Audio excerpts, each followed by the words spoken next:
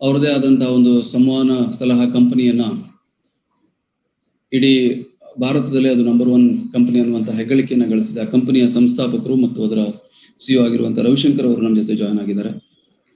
ಈ 4 ತಜ್ಞರನ್ನ ನಾನು ನಮ್ಮೆಲ್ಲ ವಿಜಯ ಕರ್ನಾಟಕದ ಓದುಗರು, ವಿಜಯ ಕರ್ನಾಟಕದ ಬಳಗ, ಟೈಮ್ಸ್ ಸಮೂಹ ಇದೆಲ್ಲರ ಪರವಾಗಿ ಅವರನ್ನ ನಾನು ಸ್ವಾಗತಿಸ್ತೇನೆ.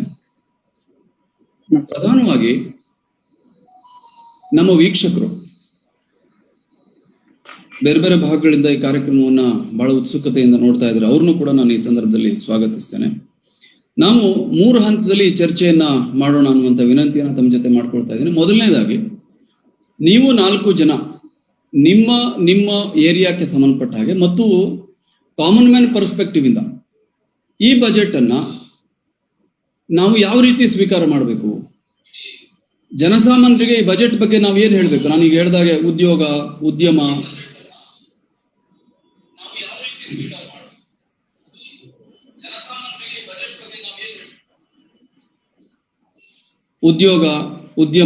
ಆರ್ಥಿಕತೆ, ಈ ಎಲ್ಲ ದೃಷ್ಟಿಯಿಂದ ಉದ್ಯಮ ಅಂತಂದ್ರೆ ಸ್ಟಾರ್ಟ್ಅಪ್ ಕಂಪನಿಗಳಿಂದ ಹಿಡಿದು ದೊಡ್ಡ ದೊಡ್ಡ ಕೈಗಾರಿಕೆಗಳವರೆಗೆ ಅದೆಲ್ಲದೂ ಬರುತ್ತೆ. ಆರ್ಥಿಕತೆ ಅಂತಂದ್ರೆ ಆರ್ಥಿಕ ಬೆಳವಣಿಗೆ ಅದು ನಮ್ಮ ಜನಜೀವನಕ್ಕೆ ನೇರವಾಗಿ ಸಂಬಂಧಪಟ್ಟಂತಹದ್ದು. ನಾವು ಗಳಿಸುವಂತಹ ಆದಾಯ, ನಾವು ಉಳಿಸುವಂತಹ ಹೂಡಿಕೆ, ಇದೆಲ್ಲದಕ್ಕೂ ಸಂಬಂಧಪಟ್ಟಂತಹದ್ದು ಈ ಆರ್ಥಿಕ ಬೆಳವಣಿಗೆ ಅನ್ನುವಂಥದ್ದು.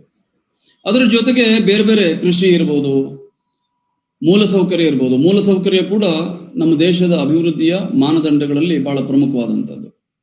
ಮೂಲಸೌಕರ್ಯ ಅಭಿವೃದ್ಧಿ ದೃಷ್ಟಿಯಿಂದ ತಕ್ಷಣಕ್ಕೆ ಮತ್ತು ಲಾಂಗ್ ರನ್ ನಲ್ಲಿ ಈ ಬಜೆಟ್ ಇಂದ ನಾವು ಏನನ್ನ ನಿರೀಕ್ಷೆ ಮಾಡಬಹುದು, ಇದನ್ನ ಮೊದಲು ಒಂದು ರೌಂಡ್ ನಾನು ಒಬ್ಬೊಬ್ಬರಾಗಿ ನಾನು ಹೆಸರು ಹೇಳ್ತೀನಿ. ತಾವು ಪ್ರಾರಂಭಿಕವಾಗಿ ಈ ಬಜೆಟ್ ಅನ್ನ ಹೇಗೆ ನೋಡ್ತೀರಿ ಅನ್ನೋದನ್ನ ಹೇಳಿದ್ರೆ, 2ನೇ ಹಂತದಲ್ಲಿ ನಾವು ಸಬ್ಜೆಕ್ಟಿವ್ ಆಗಿ ಚರ್ಚೆ ಮಾಡೋಣ. ಅದರಲ್ಲಿ ಕೆಲವು ಪ್ರಶ್ನೆಗಳು ಕೂಡ ಬರಬಹುದು. ಕೊನೆ ಹಂತ ಕನ್ಕ್ಲೂಡ್ ಮಾಡೋ ದೃಷ್ಟಿಯಿಂದ ನಮ್ಮ ಪ್ರಸ್ತಾವನೆ, ನಮ್ಮ ಪ್ರಶ್ನೆ ಮತ್ತು ಚರ್ಚೆ, ಮತ್ತು ಫೈನಲಿ ನಾವು ಏನ್ ಹೇಳ್ತೀವಿ ಈ ಚರ್ಚೆ ಕೊನೆಯಲ್ಲಿ ಅನ್ನುವಂಥದ್ದು, ಹೀಗೆ 3 ಹಂತದಲ್ಲಿ ಈ ಚರ್ಚೆನ ನಾವು ನಡೆಸೋಣ. ಮೊದಲನೇದಾಗಿ ನಾನು ರುದ್ರಮೂರ್ತಿ ಅವರು ಮಾತಾಡಿ ಅಂತ ಹೇಳಿ ಕೇಳ್ಕೊಡ್ತೀನಿ. ಇವತ್ತಿನ ಕೇಂದ್ರ ಬಜೆಟ್ ನೀವು ಈ ಒಂದು ಸೀಮಿತವಾದಂತಹ ಅವಧಿಯಲ್ಲಿ ಹೇಗೆ ಇದನ್ನ ಅರ್ಥ ಮಾಡ್ಕೊಂಡ್ರಿ, ಮತ್ತು ತಜ್ಞರಾಗಿ ಅರ್ಥ ಮಾಡ್ಕೊಂಡಿದ್ದನ್ನ ಜನಸಾಮಾನ್ಯರಿಗೆ ಏನನ್ನ ಹೇಳೋದಕ್ಕೆ ತಾವು ಬಯಸ್ತೀರಿ, ಅದನ್ನ ತಾವು ಹೇಳ್ಬೇಕು ಅಂತ ನಾನು ವಿನಂತಿ ಮಾಡ್ತೀನಿ. ಅನ್ಮ್ಯೂಟ್ ಮಾಡ್ಕೊಳ್ಳಿ. ನಮಸ್ಕಾರ. ಮೊದಲನೇದಾಗಿ ಹರಿಪ್ರಕಾಶ್ ಸರ್ ಹಾಗೂ ಸಂಪೂರ್ಣ ವಿಜಯ್ ಕರ್ನಾಟಕ ಟೈಮ್ಸ್ ಗ್ರೂಪ್ ಅವರಿಗೆ ರುದ್ರಮೂರ್ತಿಯ ನಮಸ್ಕಾರಗಳು. ಹಾಗೂ ಇಂಥ ಒಂದು ಒಳ್ಳೆ ಪ್ಲಾಟ್ಫಾರ್ಮ್ ಮುಖಾಂತರ ನಮ್ಮ ಸಂಪೂರ್ಣ ಜನರಿಗೆ, ಸಾಮಾನ್ಯ ಜನರಿಗೆ ಬಜೆಟ್ ಬಗ್ಗೆ ತಿಳುವಳಿಕೆ ಮೂಡಿಸುವಂತಹ ಪ್ರಯತ್ನ ಏನಿದೆ ಅದಕ್ಕೆ ನಾನು ಖಂಡಿತವಾಗ್ಲೂ ಕಂಗ್ರಾಚುಲೇಷನ್ಸ್ ಹೇಳ್ತಾ ಇದ್ದೀನಿ. ಈ ಬಜೆಟ್ ಅನ್ನ ಫಸ್ಟ್ ನಾವೇನ್ ಮಾಡ್ಬೇಕು ಅಂದ್ರೆ, ಕರೋನಾ ಪರಿಸ್ಥಿತಿಯ ಬಜೆಟ್ ಅನ್ನೋದನ್ನ ನಾವು ಮರಿಬಾರ್ದು. ಯಾಕೆ ಅಂದ್ರೆ, ನೀವು ನೋಡಿದ್ರೆ ಭಾರತ ದೇಶ ಹತ್ತತ್ರ 9.5% ಕಾಂಟ್ರಾಕ್ಷನ್ ಅನ್ನ GDP ಯಲ್ಲಿ ಕಾಣಬಹುದು ಅಂತ ಏನ್ ನಿರೀಕ್ಷೆಗಳಿತ್ತು, ಈ ಬಜೆಟ್ ನಲ್ಲಿ ಕ್ಲಿಯರ್ ಆಗಿ ಹೇಳಿದ್ದಾರೆ. ಆ ಕಾಂಟ್ರಾಕ್ಷನ್ ಏನ್ ಹತ್ತತ್ರ 9.5%, 10% ಎಲ್ಲ ಆಗ್ಬಿಡ್ಬೋದು ಅಂತ ಇದ್ದಿದ್ದು, ಎಕನಾಮಿಕ್ ಸರ್ವೆನೂ ಹೇಳ್ತು ಕೇವಲ 6.6% ಅಷ್ಟೇ ಕಾಂಟ್ರಾಕ್ಷನ್ ಬರುತ್ತೆ. ಹಾಗೂ 2021-22ನೇ ಇಸ್ವಿಯಲ್ಲಿ ಭಾರತ ದೇಶದ ಪ್ರಗತಿ ಏನಿದೆ, GDP ಗ್ರೋತ್ ರೇಟ್ 11%ಕ್ಕೂ ಅಧಿಕವಾಗಿ ರಿಯಲ್ GDP ಗ್ರೋ ಆಗುತ್ತೆ. ನಾಮಿನಲ್ GDP 15.4% ಗ್ರೋ ಆಗುತ್ತೆ ಅಂತ ಏನ್ ಹೇಳ್ತಾ ಇದೆ, ಇದು ಚೈನಾ ದೇಶಕ್ಕೂ ಅಧಿಕವಾದಂತಹ ಗ್ರೋತ್. ಯಾಕಂದ್ರೆ ಚೈನಾ ಗ್ರೋತ್ ಬರೀ 8.1% ಆಗುತ್ತೆ ಅಂತ ಇದ್ರೆ, ಅಮೆರಿಕ ದೇಶದ ಗ್ರೋತ್ 2021-22ಗೆ ಕೇವಲ 5.1% ಇದೆ. ಇದೆಲ್ಲ ಅಂಕಿಅಂಶಗಳು ನಾನು ಯಾಕೆ ಹೇಳ್ತಿದ್ದೀನಿ ಅಂದ್ರೆ, ಈ ಪರಿಸ್ಥಿತಿಯಲ್ಲಿ ಇಂಥ ಕರೋನಾ ಅನ್ನುವ ಏನು ಹೆಮ್ಮಾರಿ ಇದೆ, ಕಳೆದ 100 ವರ್ಷದಲ್ಲಿ ಗ್ರೇಟ್ ಡಿಪ್ರೆಷನ್ ಅಂತ 1929ನೇ ಇಸ್ವಿಯಲ್ಲಿ ಇಡೀ ವಿಶ್ವಕ್ಕೆ ಏನು ಈ ಗ್ರೇಟ್ ಡಿಪ್ರೆಷನ್ ಬಂದಾಗ ಆದಂತಹ ತೊಂದರೆಯನ್ನ ನಾವು ನೋಡಿದ್ರೆ, ಅಂತಹ ತೊಂದರೆ ಈ ಕರೋನಾ ಈ ಸಲ ತಂದಿತ್ತು. ಆದ್ರೆ ಈ ಎಲ್ಲದನ್ನ ಬದಿಗೊಟ್ಟಿ ಉತ್ತಮವಾದಂತಹ ಬಜೆಟ್ ಅನ್ನ ಖಂಡಿತವಾಗ್ಲೂ ಕೊಟ್ಟಿದ್ದಾರೆ. ಈ ಬಜೆಟಿನ ಕೀ ಹೈಲೈಟ್ಸ್ ನನಗೆ ಇಷ್ಟ ಆಗಿದ್ದೇನು ಅಂದ್ರೆ, ಮೊದಲನೇದಾಗಿ ಬಜೆಟ್ ನಲ್ಲಿ ಹೆಲ್ತ್ ಗೆ ಆದ್ಯತೆಯನ್ನ ಕೊಟ್ಟಿದ್ದಾರೆ. 35,000 ಕೋಟಿ ರೂಪಾಯಿಗಳನ್ನ ಏನು ಕರೋನಾಗೋಸ್ಕರನೇ ವ್ಯಾಕ್ಸಿನೇಷನ್ ಗೆ ಕೊಟ್ಟಿದ್ದಾರೆ, ಅದು ತುಂಬಾ ಪಾಸಿಟಿವ್. ಹಾಗೂ ಹತ್ತತ್ರ 137% ಇನ್ಕ್ರೀಸ್ ಅನ್ನ ಹೆಲ್ತ್ ಸೆಕ್ಟರ್ ಗೆ ಖಂಡಿತವಾಗ್ಲೂ ಕೊಡ್ತಾ ಇದ್ದಾರೆ ಈ ಬಜೆಟ್ ನಲ್ಲಿ. ಇದ್ರ ಜೊತೆಗೆ ಸೀನಿಯರ್ ಸಿಟಿಸನ್ಸ್ ಗೆ ಏನು ಕೊಟ್ಟಂತಹ ಬಂಪರ್ ಕೊಡುಗೆ 75 ವರ್ಷಗಳ ಹೆಚ್ಚಿಗೆ ಇರುವಂತಹ ಸೀನಿಯರ್ ಸಿಟಿಸನ್ಸ್ ಪೆನ್ಷನ್ ಮತ್ತೆ ಅವ್ರಿಗೇನಾನ ಇನ್ಕಮ್ ಬರೀ ಬ್ಯಾಂಕ್ ಬಡ್ಡಿಗಳ ಮುಖಾಂತರ ಬರ್ತಾ ಇದ್ರೆ ಅವ್ರು ಯಾವುದೇ ರೀತಿಯಾದ ತೆರಿಗೆಯನ್ನ ಕಟ್ಟಬೇಕಾಗಿಲ್ಲ ಅಂತ ಏನ್ ಹೇಳಿದ್ರಲ್ಲ, ಅದು ತುಂಬಾ ಉತ್ತಮವಾದಂತಹ ಮಾಹಿತಿ. ಹಾಗೂ ಯಾವುದೇ ರೀತಿಯಾಗಿ ತೆರಿಗೆಗಳನ್ನ ಇನ್ಕ್ರೀಸ್ ಮಾಡ್ಲಿಲ್ಲ. ಅನೇಕ ಜನ ನಿರೀಕ್ಷೆ ಮಾಡ್ತಾ ಇದ್ರು ಏನಾನ ಕೋವಿಡ್ ಸೆಸ್ ಅಂತ ತಂದ್ಬಿಡ್ತಾರ ಹೊಸದಾಗೆ, ಅಥವಾ ಏನಾನ ಇವಾಗ ಈ ಸಲ ಈ ಬಜೆಟ್ ನಲ್ಲಿ ಸೆಕ್ಯೂರಿಟಿ ಟ್ರಾನ್ಸಾಕ್ಷನ್ ಟ್ಯಾಕ್ಸ್ ಅನ್ನ ಇನ್ಕ್ರೀಸ್ ಮಾಡ್ಬಿಡ್ತಾರ. ನಾನು ಏನು ಹೇಳ್ತಾ ಇಲ್ಲ, ಸಿಂಪಲ್ ಆಗಿ ಹೇಳ್ತಿದ್ದೀನಿ. ಶೇರ್ ಮಾರ್ಕೆಟ್ ಅಲ್ಲಿ ಹೂಡಿಕೆ ಮಾಡೋ ಜನಗಳು ತುಂಬಾ ಕಡಿಮೆ ಇರ್ಬೋದು ಭಾರತ ದೇಶದಲ್ಲಿ. ನಾನು ಷೇರುಪೇಟೆಯನ್ನ ಇವಾಗ ಮಾತಾಡ್ತಾ ಇಲ್ಲ.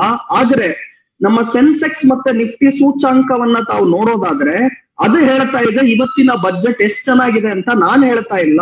ನಿಫ್ಟಿ 600 ಅಂಕಗಳ ಏರಿಕೆಯನ್ನ ಕಂಡಿದ್ರೆ ಸೆನ್ಸೆಕ್ಸ್ 2160 ಅಂಕಗಳ ಏರಿಕೆಯನ್ನ ಇವತ್ತು ಒಂದೇ ಒಂದು ದಿವಸದಲ್ಲಿ ಕಾಣ್ತಾ ಇದೆ. ತಿರ್ಗಾ ಹೇಳ್ತಾ ಇದ್ದೀನಿ, 2160 ಅಂಕಗಳ ಏರಿಕೆಯನ್ನ ಸೆನ್ಸೆಕ್ಸ್ ಒಂದೇ ಒಂದು ದಿವಸದಲ್ಲಿ ಕಾಣ್ತಾ ಇದೆ ಅಂದ್ರೆ ಬಜೆಟ್ ಹೇಗಿದೆ ಅನ್ನೋದನ್ನ ಷೇರುಪೇಟೆ ಇವತ್ತು ಹೇಳ್ತಾ ಇದೆ. ಹಾಗೂ ಸಾಮಾನ್ಯ ಜನಕ್ಕೆ ಮತ್ತೊಂದು ತುಂಬಾ ಇಂಪಾರ್ಟೆಂಟ್ ಇನ್ಫಾರ್ಮೇಶನ್ ಹೇಳ್ತಾ ಇದ್ದೀನಿ. ಇದು ಬರೀ ವಿಜಯ್ ಕರ್ನಾಟಕದ ಕಾರ್ಯಕ್ರಮದಲ್ಲಿ ಮಾತ್ರ ಸಿಗ್ತಾ ಇದೆ. ಅನೇಕ ಜನ ಮಾತಾಡ್ತಾ ಇದ್ದಾರೆ ಪೆಟ್ರೋಲ್ ಡೀಸೆಲ್ ದರಗಳಲ್ಲಿ ಏರಿಕೆ ಆಗೋಗಿದೆ. ಯಾಕೆ ಅಂದ್ರೆ ಇವಾಗ ಏನು ಸೆಸ್, ಕೃಷಿ ಸೆಸ್ ಅಂತ ಏನ್ ಇಂಟ್ರೊಡ್ಯೂಸ್ ಮಾಡಿದ್ರು, ಅದರ ಪ್ರಕಾರ ಪೆಟ್ರೋಲ್ ದರಗಳ ಮೇಲೆ ಲೀಟರ್ಗೆ 2.5 ರೂಪಾಯಿ, ಡೀಸೆಲ್ ದರಗಳ ಮೇಲೆ ಲೀಟರ್ಗೆ 4 ರೂಪಾಯಿ ಆಗ್ತಾ ಇದ್ದಾರೆ. ಈ ಕೃಷಿ ಸೆಸ್ ಹಾಕೋದ್ರಿಂದ ಪೆಟ್ರೋಲ್ ಬೆಲೆಗಳು, ಡೀಸೆಲ್ ಬೆಲೆಗಳು ಏರಿಕೆ ಆಗ್ತಾ ಇದೆ. ಅದೇ ರೀತಿ ಚಿನ್ನದ ಮೇಲೂ ಕೂಡ 2.5% ಈ ಕೃಷಿ ಸೆಸ್ ಅನ್ನ ಹಾಕಿರೋದ್ರಿಂದ ಚಿನ್ನದ ಬೆಲೆಗಳು ಕೂಡ ಏರಿಕೆ ಆಗ್ಬಿಡುತ್ತೆ. ಈ ಬಜೆಟ್ ನಲ್ಲಿ ಜನ ವಿರೋಧಿ ಬಜೆಟ್ ಆಗ್ಬಿಟ್ಟಿದೆ, ಇದರಲ್ಲಿ ಪೆಟ್ರೋಲ್ ಡೀಸೆಲ್ ದರಗಳೆಲ್ಲ ಇನ್ಕ್ರೀಸ್ ಆಗ್ತಾ ಇದೆ ಅಂತ ಅನೇಕ ಜನ ಮಾತಾಡ್ತಾ ಇದ್ದಾರೆ. ವಿಜಯ್ ಕರ್ನಾಟಕದ ಮುಖಾಂತರ ಮಾತ್ರ ಈ ಮಾಹಿತಿ ಹಾಗೂ ಈ ಸಂದೇಶಗಳು ಎಲ್ಲರಿಗೂ ಕರೆಕ್ಟ್ ಆಗಿ ಸಿಗ್ತಾ ಇದೆ. ಪೆಟ್ರೋಲ್ ಡೀಸೆಲ್ ದರಗಳಲ್ಲಿ ಯಾವುದೇ ಬದಲಾವಣೆ ಆಗೋದಿಲ್ಲ. ಯಾಕೆ ಅಂದ್ರೆ ಏನು ಈ ಕೃಷಿ ಸೆಸ್ ಅನ್ನ ಚಾರ್ಜ್ ಮಾಡಿದರೆ ಅಲ್ಲಿ ಬೇಸಿಕ್ ಡ್ಯೂಟಿ, ಎಕ್ಸೈಸ್ ಡ್ಯೂಟಿ ಮತ್ತೆ special additional excise duty petrol diesel ದರಗಳಲ್ಲಿ ಇಳಿಕೆ ಮಾಡಿದ್ದಾರೆ. ಅಂದ್ರೆ ಇಲ್ಲಿ ಏನ್ ಏರಿಕೆ ಆಯ್ತು ಕೃಷಿ ಸೆಸ್ಸಿನ ಮುಖಾಂತರ, ಅಷ್ಟೇ ಇಳಿಕೆಯನ್ನ ಬೇಸಿಕ್ ಎಕ್ಸೈಸ್ ಡ್ಯೂಟಿ ಮತ್ತೆ ಸ್ಪೆಷಲ್ ಅಡಿಷನಲ್ ಎಕ್ಸೈಸ್ ಡ್ಯೂಟಿಯಲ್ಲಿ ಕಡಿಮೆ ಮಾಡುವ ಮುಖಾಂತರ ಸಾಮಾನ್ಯ ಜನಕ್ಕೆ ಇದರಿಂದ ಯಾವುದೇ ಹೊರೆ ಆಗದಂಗೆ ನೋಡ್ಕೊಂಡಿದ್ದಾರೆ. ಅಂತಾರಾಷ್ಟ್ರೀಯ ಮಾರುಕಟ್ಟೆಯಲ್ಲಿ ಏನಾನ ಮುಂದಿನ ದಿನಗಳಲ್ಲಿ ಪೆಟ್ರೋಲ್ ಡೀಸೆಲ್ ದರಗಳಲ್ಲಿ ಏನಾನ ಏರಿಕೆ ಆದ್ರೆ ಅವಾಗ ಮಾತ್ರ ನಮ್ಮಲ್ಲೂ ಕೂಡ ಪೆಟ್ರೋಲ್ ಡೀಸೆಲ್ ಬೆಲೆಗಳಲ್ಲಿ ಏರಿಕೆ ಆಗ್ಬೋದೇ ಹೊರತು ಯಾವುದೇ ಕಾರಣ ಬಜೆಟ್ ನಿಂದಾಗಿ ಪೆಟ್ರೋಲ್ ಡೀಸೆಲ್ ದರಗಳಲ್ಲಿ ಏರಿಕೆ ಆಗಲ್ಲ ಅನ್ನುವ ಸ್ಪಷ್ಟನೆಯನ್ನ ಕ್ಲಿಯರ್ ಆಗಿ ಬಜೆಟ್ ಓದೋರ್ಗೆ ಅರ್ಥ ಆಗುತ್ತೆ. ಅದೇ ರೀತಿ ಚಿನ್ನ ಬೆಳ್ಳಿ ದರಗಳಲ್ಲೂ ಕೂಡ ಮಾತನಾಡೋದಾದ್ರೆ ಬೇಸಿಕ್ ಕಸ್ಟಮ್ ಡ್ಯೂಟಿ ಅಂತ ಏನು 12.5% ಮುಂಚೆ ಚಾರ್ಜ್ ಮಾಡ್ತಾ ಇದ್ರು, ಈ ಹೊಸ ಸೆಸ್ ಏನ್ ಚಾರ್ಜ್ ಮಾಡ್ತಿದ್ದಾರೆ ಇವಾಗ ಗೋಲ್ಡ್ ಮೇಲೆ, ಆ 2.5% ಸೆಸ್ ಏನ್ ಚಾರ್ಜ್ ಮಾಡ್ತಿದ್ದಾರೆ ಅಷ್ಟಕ್ಕೆ ಈಕ್ವಲೆಂಟ್ ಆಗಿ ಬೇಸಿಕ್ ಕಸ್ಟಮ್ ಡ್ಯೂಟಿ ಚಿನ್ನದ ಮೇಲೆ ಇಳಿಕೆ ಮಾಡ್ತಾರೆ. ಇಲ್ಲಿ ಏನಾಯ್ತು, ಒಂದ್ ಕಡೆ ಸೆಸ್ ಜಾಸ್ತಿ ಆಯ್ತು, ಮತ್ತೊಂದ್ ಕಡೆ ಕಸ್ಟಮ್ ಡ್ಯೂಟಿ ಕಡಿಮೆ ಆಯ್ತು. ಈ ಎರಡು ಬ್ಯಾಲೆನ್ಸ್ ಆಗ್ಬಿಟ್ಟು ಏನಾಗುತ್ತೆ ಅಂದ್ರೆ ಕಸ್ಟಮ್ ಡ್ಯೂಟಿ ಮತ್ತೆ ಸೆಸ್ ಬ್ಯಾಲೆನ್ಸ್ ಆಗೋದ್ರಿಂದ ಯಾವುದೇ ರೀತಿಯಾದ ಬಜೆಟ್ ನಿಂದ ಚಿನ್ನದ ರೇಟ್ಗಳಲ್ಲಿ ಏನಾನ ಏರಿಕೆ ಆಗೋದಾಗ್ಲಿ, ಪೆಟ್ರೋಲ್ ಡೀಸೆಲ್ ದರಗಳಲ್ಲಿ ಏನಾನ ಏರಿಕೆ ಆಗೋದಾಗ್ಲಿ ಖಂಡಿತವಾಗ್ಲೂ ಕಾಣಬಾರದು ಅನ್ನುವ ಸ್ಪಷ್ಟನೆಯನ್ನ ಕೊಡ್ತಾ ಇದ್ದೀನಿ. ಹಾಗೂ ಈ ಕರೋನಾ ಪರಿಸ್ಥಿತಿಯಲ್ಲಿ ಈ ಬಜೆಟ್ ಏನ್ ಬಂದಿದೆ ನನ್ನ ಪ್ರಕಾರ ತುಂಬಾ ಉತ್ತಮವಾದಂತಹ ಬಜೆಟ್. 10 ಅಂಕಕ್ಕೆ ಏನಾನ ನನ್ನ ರೇಟಿಂಗ್ ಕೊಡ್ಬೇಕು ಈ ಬಜೆಟ್ಗೆ ಅಂದ್ರೆ 11 ಅಂಕ ಖಂಡಿತವಾಗ್ಲೂ ನಾನು ಕೊಡ್ತೀನಿ. ಓಕೆ, ಥ್ಯಾಂಕ್ ಯು ರುದ್ರಮೂರ್ತಿ ಅವರೇ. ಇದಕ್ಕೆ ಸಂಬಂಧಪಟ್ಟ ಹಾಗೆ ನನಗೆ ಕೆಲವೊಂದು ಡೌಟ್ಸ್ ಇದೆ. ಪೆಟ್ರೋಲ್ ಡೀಸೆಲ್ ದರ ಹೆಚ್ಚಳ ಮಾಡಿ ಬೇಸಿಕ್ ಎಕ್ಸೈಸ್ ಡ್ಯೂಟಿಯನ್ನ ಕಡಿಮೆ ಮಾಡೋದ್ರ ಹಿಂದಿನ ಟೆಕ್ನಿಕಾಲಿಟಿ ಏನು ಅನ್ನೋದನ್ನ ನಾವು ಅರ್ಥ ಮಾಡ್ಕೋಬೇಕು. ನಾವು ಅದನ್ನ ಆನಂತರ ತಮ್ಮ ಜೊತೆ ನಾನು ಚರ್ಚೆ ಮಾಡ್ತೀನಿ. ಅದರ ಜೊತೆಗೆ ಈ ತೆರಿಗೆಯನ್ನ ಏರಿಸಿಲ್ಲ ಅನ್ನೋದ್ರ ಜೊತೆಗೆ ತೆರಿಗೆ ಏರಿಸುವಂಥದ್ದು ಯಾರಿಗೆ ಮಾಡ್ತಾ ಇದ್ರು ಅಂತಂದ್ರೆ, ಯಾರು ತೆರಿಗೆಯನ್ನ ಕಟ್ತಾರೆ ಅಧಿಕೃತವಾಗಿ ಸ್ಯಾಲರೈಡ್ ಪೀಪಲ್ ಇದಾರಲ್ಲ ಅವ್ರು ಮಾತ್ರ ಪಕ್ಕ ನಿಖರವಾದಂತಹ ತೆರಿಗೆ ಕಟ್ಟೋರು. ಬೇರೆಯವ್ರು ತೆರಿಗೆ ಕಟ್ಟಲ್ಲ ಅಂತ ಹೇಳ್ತಾ ಇಲ್ಲ. ತೆರಿಗೆ ಕಟ್ಟೋದನ್ನ ತಪ್ಪಿಸ್ಕೊಡೋದಕ್ಕೆ ಬೇರೆಯವರಿಗೆ ಅವಕಾಶ ಇದೆ, ಸ್ಯಾಲರೈಡ್ ಪೀಪಲ್ಗೆ ಅದು ಅವಕಾಶ ಇರಲಿಲ್ಲ. ಸೊ ಅದನ್ನ ಒಂದು ಸ್ಮಾಲ್ ಅಮೌಂಟ್ ಅನ್ನ ರಿಬೇಟ್ ಕೊಟ್ಬಿಟ್ಟು ಇವತ್ತು ಬೇರೆ ಬೇರೆ ಎಲ್ಲ ಆಹಾರ ಪದಾರ್ಥಗಳಿಂದ ಹಿಡಿದು ಮದ್ಯದವರೆಗೆ ಎಲ್ಲಾ ರೀತಿಯ ಎಣ್ಣೆಯೂ ದುಬಾರಿ ಆಗುವ ಹಾಗೆ ಇವತ್ತೇನು ಸೆಸ್ ಹಾಕಿದಾರಲ್ವಾ, ಅದು ಬಹುಶಃ 1 ರೂಪಾಯಲ್ಲಿ 20 ಪೈಸೆಯನ್ನ ಬಿಟ್ಟು 80 ಪೈಸೆಯನ್ನ ತೆಗೆದುಕೊಳ್ಳೋ ರೀತಿಯಲ್ಲಿ ಇರಬಹುದಾ ಅನ್ನುವಂಥದ್ದು ಒಂದು ಅನುಮಾನ ಇದೆ. ಈ ಅನುಮಾನವನ್ನು ನಾವು ಆನಂತರದಲ್ಲಿ ತಮ್ಮ ಜೊತೆ ನಾನು ಚರ್ಚೆ ಮಾಡೋದಕ್ಕೆ ಬಯಸ್ತೀನಿ. ಅದಕ್ಕಿಂತ ಮೊದಲು ನಾನು ಇನ್ನೊಬ್ರು ಪರಿಣತರು ನಮ್ಮ ಜೊತೆ ಇದ್ದಾರೆ, ಅನಿಲ್ ಭಾರದ್ವಾಜ್ ಅವರು. ನಾನು ಅವ್ರನ್ನ ನಮ್ಮ ಜೊತೆ ಜಾಯ್ನ್ ಆಗಿದ್ರೆ ಚರ್ಚೆಯಲ್ಲಿ. ಅವ್ರ ಅಭಿಪ್ರಾಯ ಏನು ಅಂತ ಕೇಳೋಣ ಈ ಬಜೆಟ್ ಬಗ್ಗೆ. ಎಲ್ಲರಿಗೂ ನಮಸ್ಕಾರ. ಮುಖ್ಯವಾಗಿ ಇವತ್ತಿನ ಈ ಬಜೆಟ್ ನಾನು ಇಂಡಿವಿಜುವಲ್ಸ್ಗೆ ಹೇಗಾಗಿದೆ ಅನ್ನೋದ್ರ ಬಗ್ಗೆ ಹೆಚ್ಚಿನ ಮಾಹಿತಿಯನ್ನ ಕೊಡೋದಕ್ಕೆ ಇಷ್ಟಪಡ್ತೇನೆ. ಇಷ್ಟೊತ್ತು ರುದ್ರಮೂರ್ತಿಯವರು ಮ್ಯಾಕ್ರೋ ಎಕನಾಮಿಕ್ ಲೆವೆಲ್ ಅಲ್ಲಿ ಹೇಗೆ ಬಜೆಟ್ ಅನ್ವಯ ಆಗ್ತಾ ಇದೆ, ಅದರ ಪರಿಣಾಮ ಹೇಗಿದೆ ಅನ್ನೋದ್ರ ಬಗ್ಗೆ ಹೇಳಿದ್ದಾರೆ. ನಾವು ಇಂಡಿವಿಜುವಲ್ಸ್ಗಳನ್ನ, ಸಾಮಾನ್ಯ ವ್ಯಕ್ತಿಗಳನ್ನ ಮುಂದಿಟ್ಕೊಂಡು ಇವತ್ತಿನ ಈ ಬಜೆಟ್ ಅನ್ನ ಅನಾಲಿಸಿಸ್ ಮಾಡಿದಾಗ ಇದು ನ್ಯೂಟ್ರಲ್ ಬಜೆಟ್ ಆಗಿದೆ ಅಂತ ನಾನು ಹೇಳ್ತೇನೆ. ಕಳೆದ ವರ್ಷಕ್ಕೂ ಈ ವರ್ಷಕ್ಕೂ ಸಾಮಾನ್ಯ ವ್ಯಕ್ತಿಗಳ ತೆರಿಗೆಯ ವಿಚಾರವಾಗಿ ಯಾವುದೇ ರೀತಿಯಾದಂತಹ ಮೇಜರ್ ಚೇಂಜಸ್ ಆಗಿಲ್ಲ ಅನ್ನುವಂಥದ್ದೇ ಒಂದು ಪಾಸಿಟಿವ್ ಆಗಿರುವಂತಹ ವಿಚಾರ. ಮತ್ತೆ ಯಾವುದೇ ರೀತಿಯಾದಂತಹ ಡಿಡಕ್ಷನ್ ಆಗಲಿ, ಹೊಸ ಎಕ್ಸಂಪ್ಷನ್ ಆಗಲಿ ವಿಶೇಷವಾಗಿ ಕೊಟ್ಟಿಲ್ಲ ಅನ್ನುವಂಥದ್ದು ಈ ವರ್ಷದ ಬಜೆಟಿನ ನೆಗೆಟಿವ್ ಪರಿಣಾಮ. ನಾವು ಸ್ಟ್ಯಾಂಡರ್ಡ್ ಡಿಡಕ್ಷನ್ ಅನ್ನ ಇನ್ಕ್ರೀಸ್ ಮಾಡಬಹುದೇನೋ, ಅಥವಾ ಬೇಸಿಕ್ ಎಕ್ಸಂಪ್ಷನ್ ಲಿಮಿಟ್ ಅನ್ನ 2.5 ಲಕ್ಷದಿಂದ ಹೆಚ್ಚು ಮಾಡಬಹುದೇನೋ ಅನ್ನುವಂತಹ ಬೇರೆ ಬೇರೆ ರೀತಿಯಾದಂತಹ ನಿರೀಕ್ಷೆಗಳನ್ನ ಸಾಮಾನ್ಯ ವರ್ಗ ಇಟ್ಕೊಂಡಿತ್ತು. ಮತ್ತು ಅದೇ ರೀತಿಯಾದಂತಹ ಸರ್ವೆಗಳು ಸುಮಾರಷ್ಟು ಆ ನಿರೀಕ್ಷೆಗಳನ್ನ ಕೊಟ್ಟಿದ್ವು. ಆದರೆ ಈ ಬಜೆಟ್ ಅಲ್ಲಿ ಆತರ ಯಾವುದೇ ರೀತಿಯಾದಂತಹ ಬೇಸಿಕ್ ಎಕ್ಸಂಪ್ಷನ್ ಲಿಮಿಟ್ ಆಗಲಿ ಅಥವಾ ಸ್ಟ್ಯಾಂಡರ್ಡ್ ಡಿಡಕ್ಷನ್ ಇನ್ಕ್ರೀಸ್ ಆಗಲಿ ಈ ವರ್ಷ ಇಲ್ಲ. ಆದರೆ ಯಾವುದಪ್ಪ ಉತ್ತಮವಾದಂತಹ ಪರಿಣಾಮ ಅಂತಂದ್ರೆ, ಸೆಕ್ಷನ್ 80EEB ಅನ್ನುವಂತಹ ಪ್ರಾವಿಷನ್ ಏನಿತ್ತು, ಹೋದ ವರ್ಷ ತಂದಂತಹ ಪ್ರಾವಿಷನ್ ಏನಿತ್ತು 2020ನೇ ಸಾಲಿನ ಬಜೆಟ್ ನಲ್ಲಿ section 80EEB of income tax act of 1961 ಏನ್ ಹೇಳತ್ತಪ್ಪ ಆ ಸೆಕ್ಷನ್ ಅಂತಂದ್ರೆ, ಸಾಮಾನ್ಯ ವರ್ಗ ಅಫೋರ್ಡಬಲ್ ಹೌಸಿಂಗ್ ಅಥವಾ ನಾವು ಕೈ ಎಟಗುವಂತಹ ಮನೆ ಕೊಂಡ್ಕೊಳ್ಳುವಂತಹ ವಿಚಾರ ಏನಿದೆ, 45 ಲಕ್ಷಕ್ಕಿಂತ ವ್ಯಾಲ್ಯೂ ಕಮ್ಮಿ ಇತ್ತು ಅಂತಂದ್ರೆ, ಬೆಲೆ ಮನೆಯ ಬೆಲೆ 45 ಲಕ್ಷಕ್ಕಿಂತ ಕಮ್ಮಿ ಇತ್ತು ಅಂತಂದ್ರೆ 1.5 ಲಕ್ಷದಷ್ಟು ಇನ್ಕಮ್ ಟ್ಯಾಕ್ಸ್ ಇಂಟ್ರೆಸ್ಟಿನ ಸೌಲಭ್ಯ ಅವರಿಗೆ ಸಿಗೋದು. ಟ್ಯಾಕ್ಸಿನಲ್ಲಿ 1.5 ಲಕ್ಷ ಕಡಿತ ಸಿಗ್ತಾ ಇತ್ತು 2020ನೇ ಬಜೆಟ್ ಅಲ್ಲಿ. ಈ 21ನೇ ಸಾಲಿನ ಬಜೆಟ್ ಅಲ್ಲೂ ಅದನ್ನು 1 ವರ್ಷ ಎಕ್ಸ್ಟೆಂಡ್ ಮಾಡೋದ್ರ ಮೂಲಕ ಸಾಮಾನ್ಯ ಜನಕ್ಕೆ ಅದನ್ನೊಂದು ಪಾಸಿಟಿವ್ ಆಗಿರುವಂತಹ ಒಂದು ಬಜೆಟ್ ಅನ್ನ ಮಂಡಿಸಿದ್ದಾರೆ. ಅದೊಂದನ್ನು ಬಿಟ್ರೆ ಇನ್ಯಾವುದೇ ರೀತಿಯಾದಂತಹ ಪೂರಕವಾದಂತಹ ಬಜೆಟ್ ಅನ್ನ ಈ ಸತಿ ಸರ್ಕಾರ ಸಾಮಾನ್ಯ ವರ್ಗಕ್ಕೆ ಕೊಟ್ಟಿಲ್ಲ. ಅದೇ 2.5 ಲಕ್ಷದಿಂದ 5 ಲಕ್ಷದ ತನಕ 5%, ಅಲ್ಲಿಂದ ಮುಂದೆ 20%, 10 ಲಕ್ಷದಿಂದ ಜಾಸ್ತಿ 30%. ಇದು ಓಲ್ಡ್ ರೆಜಿಮ್. ನ್ಯೂ ರೆಜಿಮ್ ಏನಿದೆ, 6 ಟ್ಯಾಕ್ಸ್ ಲ್ಯಾಬ್ಗಳೇನಿದೆ ಅದೇ ಕಂಟಿನ್ಯೂ ಆಗಿದೆ. 80C 1.5 ಲಕ್ಷ ಡಿಡಕ್ಷನ್ ಏನಿತ್ತು ಅದೇ ಕಂಟಿನ್ಯೂ ಆಗಿದೆ. 80G ನಲ್ಲಿ 25,000 ಸೀನಿಯರ್ ಸಿಟಿಸನ್ಗಿಂತ ಕಮ್ಮಿ 50,000 ಸೀನಿಯರ್ ಸಿಟಿಸನ್ಗೆ ಇರುವಂತಹ ಇನ್ಶೂರೆನ್ಸ್, ಮೆಡಿಕಲ್ ಇನ್ಶೂರೆನ್ಸಿನ ಮೊತ್ತ ಏನಿದೆ ಅದು ಹಾಗೆ ಕಂಟಿನ್ಯೂ ಆಗಿದೆ. ಇನ್ನು ಬೇರೆ ರೀತಿಯಾದಂತಹ ಯಾವುದೇ ಸವಲತ್ತನ್ನ ಈ ಬಜೆಟ್ ಅಲ್ಲಿ ಕೊಟ್ಟಿಲ್ಲ.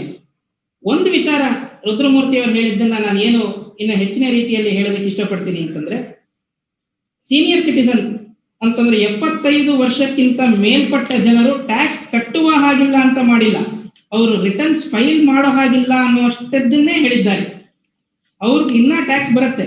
ಏನಾಗುತ್ತೆ, ಅವ್ರಿಗೆ ಬರುವಂತಹ ಪಿಂಚಣಿ ಮೊತ್ತ ಏನಿದೆ, ಪೆನ್ಷನ್ ಅಮೌಂಟ್ ಏನಿದೆ, ಅವ್ರಿಗೆ ಬರುವಂತಹ ಬ್ಯಾಂಕಿನಲ್ಲಿ ಹೂಡಿಕೆ ಮಾಡಿರುವಂತಹ FDಗಳೇನು, ಡೆಪಾಸಿಟ್ಗಳೇನಿದೆ, ಆ ಡೆಪಾಸಿಟ್ ಮೇಲೆ ಬರುವಂತಹ ಇಂಟ್ರೆಸ್ಟ್ ಏನಿದೆ ಅದೆಲ್ಲದಕ್ಕೂ ಅಲ್ಲೇ ನೇರವಾಗಿ ಟ್ಯಾಕ್ಸ್ ಡಿಡಕ್ಟ್ ಆಗಿ TDS ಆಗಿ ಅವ್ರು ಯಾವುದೇ ರೀತಿಯಾದಂತಹ ರಿಟರ್ನ್ಸ್ ಫೈಲ್ ಮಾಡಬೇಕಾಗಿಲ್ಲ ಅನ್ನುವಂಥದ್ದು ಇಲ್ಲಿ ನಾವು ಮುಖ್ಯವಾಗಿ ತಿಳ್ಕೋಬೇಕಾಗಿರೋದು. 75 ವರ್ಷದ ಮೇಲಿರೋರ್ಗೂ ಟ್ಯಾಕ್ಸ್ ಖಂಡಿತವಾಗ್ಲೂ ಇದೆ. ಆದ್ರೆ ಅವ್ರಿಗೆ ಯಾವ್ದು ಇಲ್ಲ ಅಂತಂದ್ರೆ ರಿಟರ್ನ್ಸ್ ಫೈಲ್ ಮಾಡುವಂತಹ ತೊಂದರೆ ಅವರು ಇನ್ ಮುಂದೆ ತಗೊಳ್ಳೋ ಹಾಗಿಲ್ಲ. ಅದು ಆಹ್ವಾನ ಮಾಡಬೇಕಾಗಿರುವಂತಹ, ಖುಷಿಯಾಗಿ ಆಹ್ವಾನ ಮಾಡಬಹುದಾದಂತಹ ಒಂದು ಬಜೆಟಿನ ಪ್ರಾವಿಷನ್ ಆಗಿರುವಂಥದ್ದು ಖುಷಿಯಾದಂತಹ ಸಂಗತಿ. ಅದು ಬಿಟ್ರೆ ಇಂಡಿವಿಜುವಲ್ಸ್ಗೆ ಇನ್ಯಾವುದೇ ರೀತಿಯಾದಂತಹ ಬೆನಿಫಿಟ್ ಅನ್ನ ಈ ಬಜೆಟ್ ಕೊಟ್ಟಿಲ್ಲ. ತುಂಬಾ ನ್ಯೂಟ್ರಲೈಸ್ಡ್ ಆಗಿದೆ. ಹೋದ ವರ್ಷ ಏನ್ ಬಜೆಟ್ ಇತ್ತೋ ಅದೇ ಕಂಟಿನ್ಯೂ ಆಗಿದೆ. ಮುಖ್ಯವಾಗಿ ಏನು, ಜನರ ಸ್ಟ್ಯಾಂಡರ್ಡ್ ಆಫ್ ಲಿವಿಂಗ್ ಜಾಸ್ತಿ ಆಗ್ತಾ ಇದೆ, ರೋಡ್ಗಳು ಇಂಪ್ರೂವ್ ಆಗ್ತಾ ಇದೆ, ಇನ್ಫ್ರಾಸ್ಟ್ರಕ್ಚರ್ ಇಂಪ್ರೂವ್ ಆಗ್ತಾ ಇದೆ.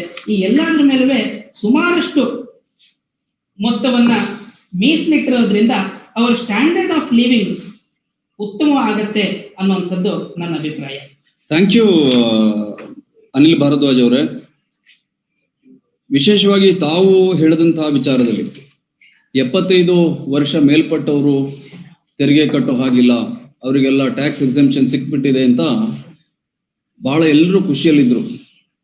ಆದರೆ ವಾಸ್ತವ ಏನು ಅನ್ನೋದನ್ನ ಅನಿಲ್ ಭಾರದ್ವಾಜ್ ಅವರು ಹೇಳಿದ್ದಾರೆ. ನಾನು ಆ ಟೆಕ್ನಿಕಾಲಿಟಿಯನ್ನ ರುದ್ರಮೂರ್ತಿ ಅವರು ಪ್ರಸ್ತಾವನೆಗೆ ಸಂಬಂಧಪಟ್ಟಾಗ ಹೇಳ್ತಾ ಇದ್ದೆ. ಮೇಲ್ನೋಟಕ್ಕೆ ಕಾಣುವ ಬಜೆಟ್ ಮತ್ತು ಪ್ರತ್ಯಕ್ಷ ಅನುಭವಕ್ಕೆ ಬರುವಂತಹ ಬಜೆಟ್, ಇದರ ನಡುವೆ ಎಲ್ಲೋ ಒಂದ್ ಕಡೆ ಅಂತರ ಇದೆಯಾ ಅನ್ನುವಂತಹ ಒಂದು ಅನುಮಾನ ಸಹಜವಾಗಿ ಹಲವಾರು ಪ್ರಸ್ತಾವನೆಗಳ ಸಂದರ್ಭದಲ್ಲಿ ನಾವು ಅವಲೋಕನ ಮಾಡಿದ್ರೆ ನಮಗೆ ಕಣ್ಣಿಗೆ ಕಾಣುತ್ತೆ. ಆ ನಿಟ್ಟಿನಲ್ಲಿ ನಾವು ವಿವರವಾಗಿ ಚರ್ಚೆ ಮಾಡೋಣ. ಇನ್ಫ್ರಾಸ್ಟ್ರಕ್ಚರ್ಗೆ ಜಾಸ್ತಿ ಹಣವನ್ನ ಕೊಟ್ಟಿದ್ದಾರೆ. ಇಲ್ಲೊಂದು ಪ್ರಶ್ನೆ ಬರುತ್ತೆ ನಮ್ಗೆ, ಅಸ್ಸಾಮಲ್ಲೋ ಪಶ್ಚಿಮ ಬಂಗಾಳದಲ್ಲೋ ಅಥವಾ ತಮಿಳುನಾಡಲ್ಲೋ ಕೆಲವು ರಾಜ್ಯಗಳಿಗೆ ಫೋಕಸ್ ಆಗಿರುವಂತಹ ಇನ್ಫ್ರಾಸ್ಟ್ರಕ್ಚರ್ ಪ್ರಾಜೆಕ್ಟಿಗೋಸ್ಕರ ನಾವು ಸೆಸ್ ಅನ್ನ ಕೊಡ್ಬೇಕಾ, ಇಡೀ ಭಾರತದ ಜನರು ಸೆಸ್ ಅನ್ನ ಕೊಡ್ಬೇಕಾ ಅನ್ನುವ ಪ್ರಶ್ನೆ ಕುರಿತು ನಾವು ನಂತರದಲ್ಲಿ ಚರ್ಚೆ ಮಾಡೋಣ. ಅದಕ್ಕಿಂತ ಮೊದಲು ವಿಶೇಷವಾಗಿ ಎಲ್ಲರ ನಿರೀಕ್ಷೆ ಇದ್ದದ್ದು ಉದ್ಯೋಗ ಅವಕಾಶಗಳು ಹೆಚ್ಚಾಗಬೇಕು ಅಂತಂದ್ರೆ ಹೊಸ ಕಂಪನಿಗಳು, ಉದ್ಯಮಿಗಳ ಸಂಖ್ಯೆ ಜಾಸ್ತಿ ಆಗ್ಬೇಕು. ನಮ್ಮಲ್ಲಿ ಉದ್ಯಮಿಗಳ ಸಂಖ್ಯೆ ಜಾಸ್ತಿ ಆದ್ರೆ ಉದ್ಯೋಗಿಗಳ ಸಂಖ್ಯೆ ಜಾಸ್ತಿ ಆಗುತ್ತೆ, ಉದ್ಯೋಗಾವಕಾಶದ ಸಂಖ್ಯೆ ಜಾಸ್ತಿ ಆಗತ್ತೆ ಅನ್ನುವಂಥದ್ದು ಒಂದು ಸಾಮಾನ್ಯವಾದಂತ ಅನುಭವ ಮತ್ತು ಅಭಿಪ್ರಾಯ. ಆ ಹಿನ್ನೆಲೆಯಲ್ಲಿ ನಮ್ಮ ಜೊತೆ ಸಂವಹನ ತಜ್ಞರು, ವಿಶೇಷವಾಗಿ ಸ್ಟಾರ್ಟ್ಅಪ್ ಕಂಪನಿಗಳ ವಿಚಾರದಲ್ಲಿ ಅವ್ರದೇ ಆದಂತಹ ನೀತಿ ನಿಲುವು ಇದನ್ನು ಹೊಂದಿರುವಂತಹ ಎನ್ ರವಿಶಂಕರ್ ಅವರು ನಮ್ಮ ಜೊತೆ ಇದ್ದಾರೆ. ನಾನು ರವಿಶಂಕರ್ ಅವರು ಈ ನಿಟ್ಟಿನಲ್ಲಿ ವಿಶೇಷವಾಗಿ ಸ್ಟಾರ್ಟ್ಅಪ್ಗಳ ಬಗ್ಗೆ, ನವೋದ್ಯಮಗಳ ಬಗ್ಗೆ, ಉದ್ಯೋಗ ಸೃಷ್ಟಿಯ ಬಗ್ಗೆ ಈ ನಿಟ್ಟಿನಲ್ಲಿ ಈ ಸಲದ ಬಜೆಟ್ ಯಾವ ರೀತಿಯಾದಂತಹ ಫೋಕಸ್ ಅನ್ನ ಮಾಡಿದೆ ಅನ್ನೋದನ್ನ ತಾವು ಹೇಳಿದ್ರೆ ಚೆನ್ನಾಗಿರುತ್ತೆ. ಧನ್ಯವಾದಗಳು. ನೇರ ವಿಷಯಕ್ಕೆ ಬರೋದಾದ್ರೆ, ಸ್ಟಾರ್ಟ್ಅಪ್ಗಳು ಮತ್ತೆ ತಂತ್ರಜ್ಞಾನ ಸಂಬಂಧಿತ ಉದ್ಯಮಗಳ ಬಗ್ಗೆ ಈ ಸಾರಿಯ ಬಜೆಟ್ ನಲ್ಲಿ ಶ್ರೀಸಾಮಾನ್ಯನಿಗೆ ಎಷ್ಟಿದೆಯೋ ಅಷ್ಟೇ ಇದೆ, ಅದರ ಅರ್ಥ ಏನೇನೂ ಇಲ್ಲ ಅನ್ನುವಂಥದ್ದು. ದುರದೃಷ್ಟವಶಾತ್ ಈ ಸಾರಿಯ ಬಜೆಟ್, ರುದ್ರಮೂರ್ತಿ ಅವರು ಮಾತಾಡ್ತಾ ಹೇಳ್ತಾ ಇದ್ರು, ಇದನ್ನ ನಾವು ಕರೋನಾ ಸಮಯದಲ್ಲಿ ಇವರು ಮಾಡ್ತಾ ಇರುವಂತಹ ಬಜೆಟ್ ಅನ್ನೋದನ್ನ ನಾವು ಗಮನದಲ್ಲಿ ಇಟ್ಕೋಬೇಕು. ಇದು ಕರೋನಾ ಸಮಯದ ಬಜೆಟ್ ಅಂತ. ನಿಜ, ಕರೋನಾ ಸಮಯದಲ್ಲಿ ನಮ್ಮನ್ನ ಬೇಲ್ಔಟ್ ಮಾಡಿದ್ದು, ನಮ್ಮ ದೇಶದ ಆರ್ಥಿಕತೆಯನ್ನ ಬೇಲ್ಔಟ್ ಮಾಡಿದ್ದು ಪ್ರಮುಖವಾಗಿ ನಮ್ಮ ದೇಶದ ನವೋದ್ಯಮಗಳು ಮತ್ತೆ ನಮ್ಮ ದೇಶದ ಟೆಕ್ನಾಲಜಿ ಕಂಪನಿಗಳು.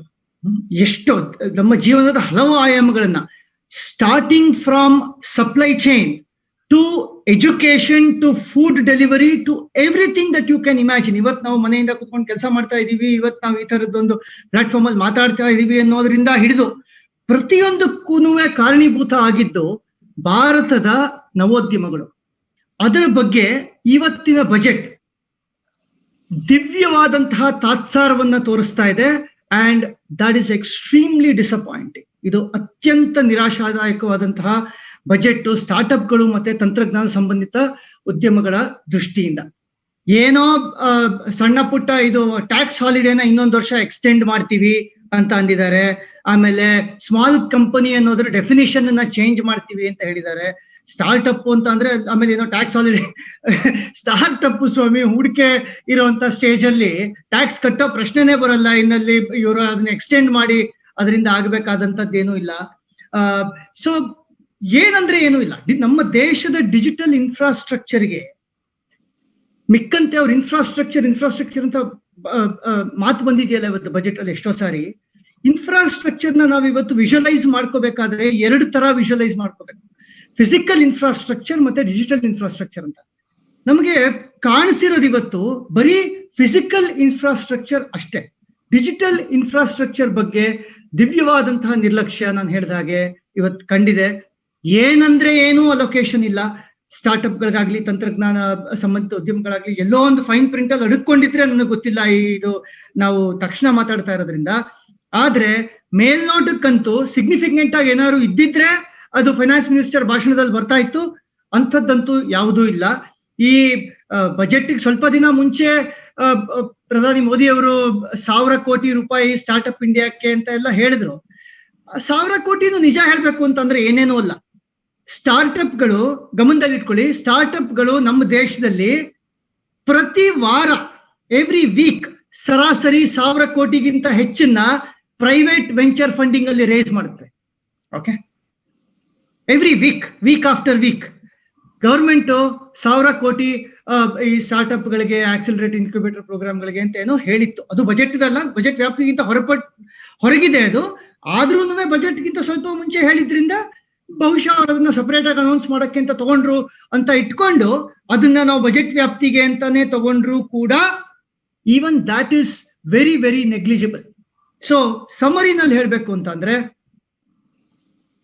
ಯಾವ ನವೋದ್ಯಮಗಳು, ಯಾವ ಡಿಜಿಟಲ್ ಉದ್ಯಮಗಳು, ಯಾವ ತಂತ್ರಜ್ಞಾನ ಕೇಂದ್ರಿತ ಉದ್ಯಮಗಳು ಭಾರತವನ್ನ ಕೊರೋನಾ ಸಂಕಷ್ಟದಿಂದ ಹೊರಕ್ಕೆ ತರುವಲ್ಲಿ ಪ್ರಮುಖವಾದಂತಹ ಪಾತ್ರವನ್ನ ವಹಿಸಿದ್ವೋ ಅವುಗಳಿಗೆ ಇವತ್ತು ಇಂಜಸ್ಟಿಸ್ ಆಗಿದೆ, ನ್ಯಾಯ ದೊರಕಿಲ್ಲ.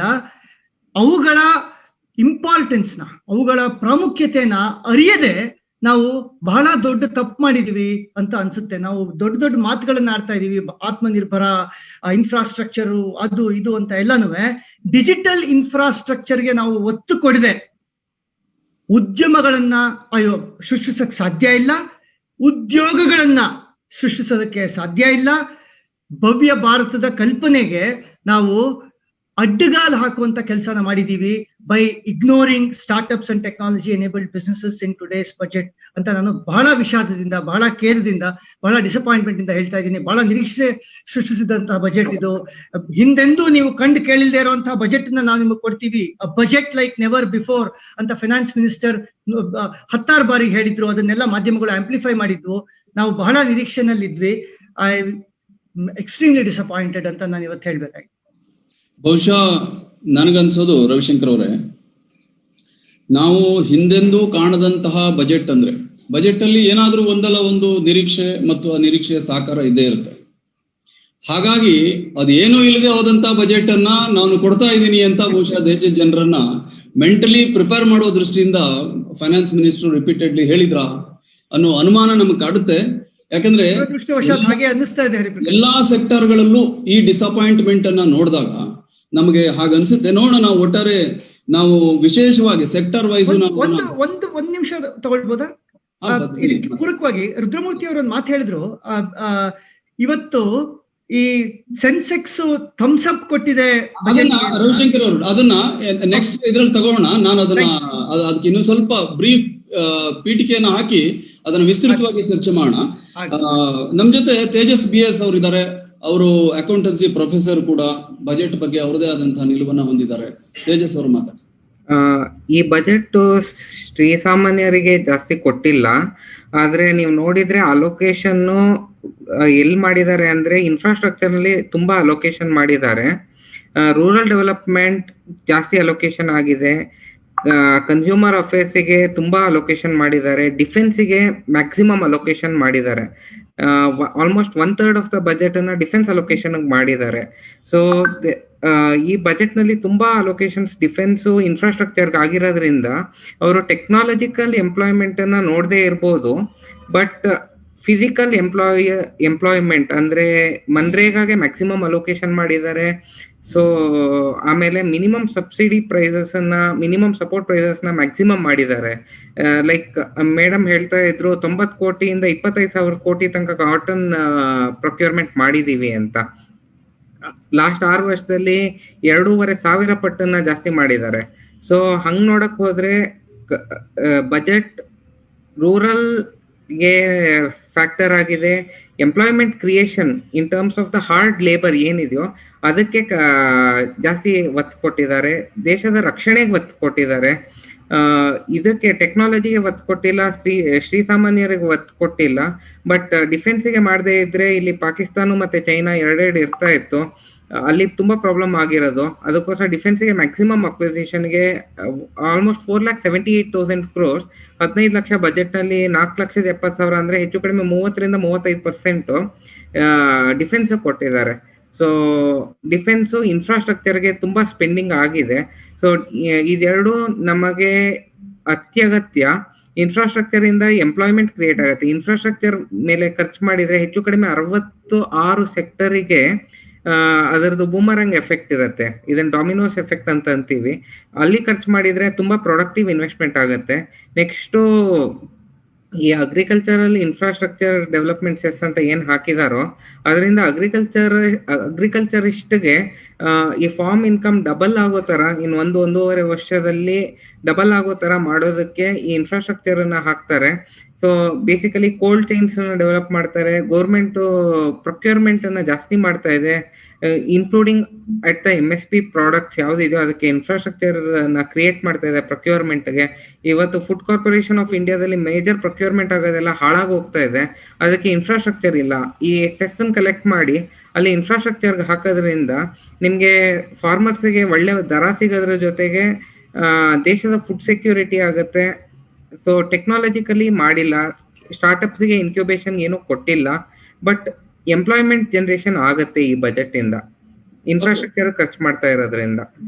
ಆಮೇಲೆ litigation and is of compliance ಗೆ ಸುಮಾರು ಮಾಡಿದ್ದಾರೆ, ಲೈಕ್ ಡಿಸ್ಪ್ಯೂಟ್ ರೆಸಲ್ಯೂಷನ್ ಸ್ಕೀಮ್ ಮಾಡಿದ್ದಾರೆ. ಆಮೇಲೆ ಎಲ್ಲಾ ಇನ್ಕಮ್ ಟ್ಯಾಕ್ಸ್ ನಲ್ಲಿ ಲಂಚ ತುಂಬಾ ನಡೀತಾ ಇತ್ತು.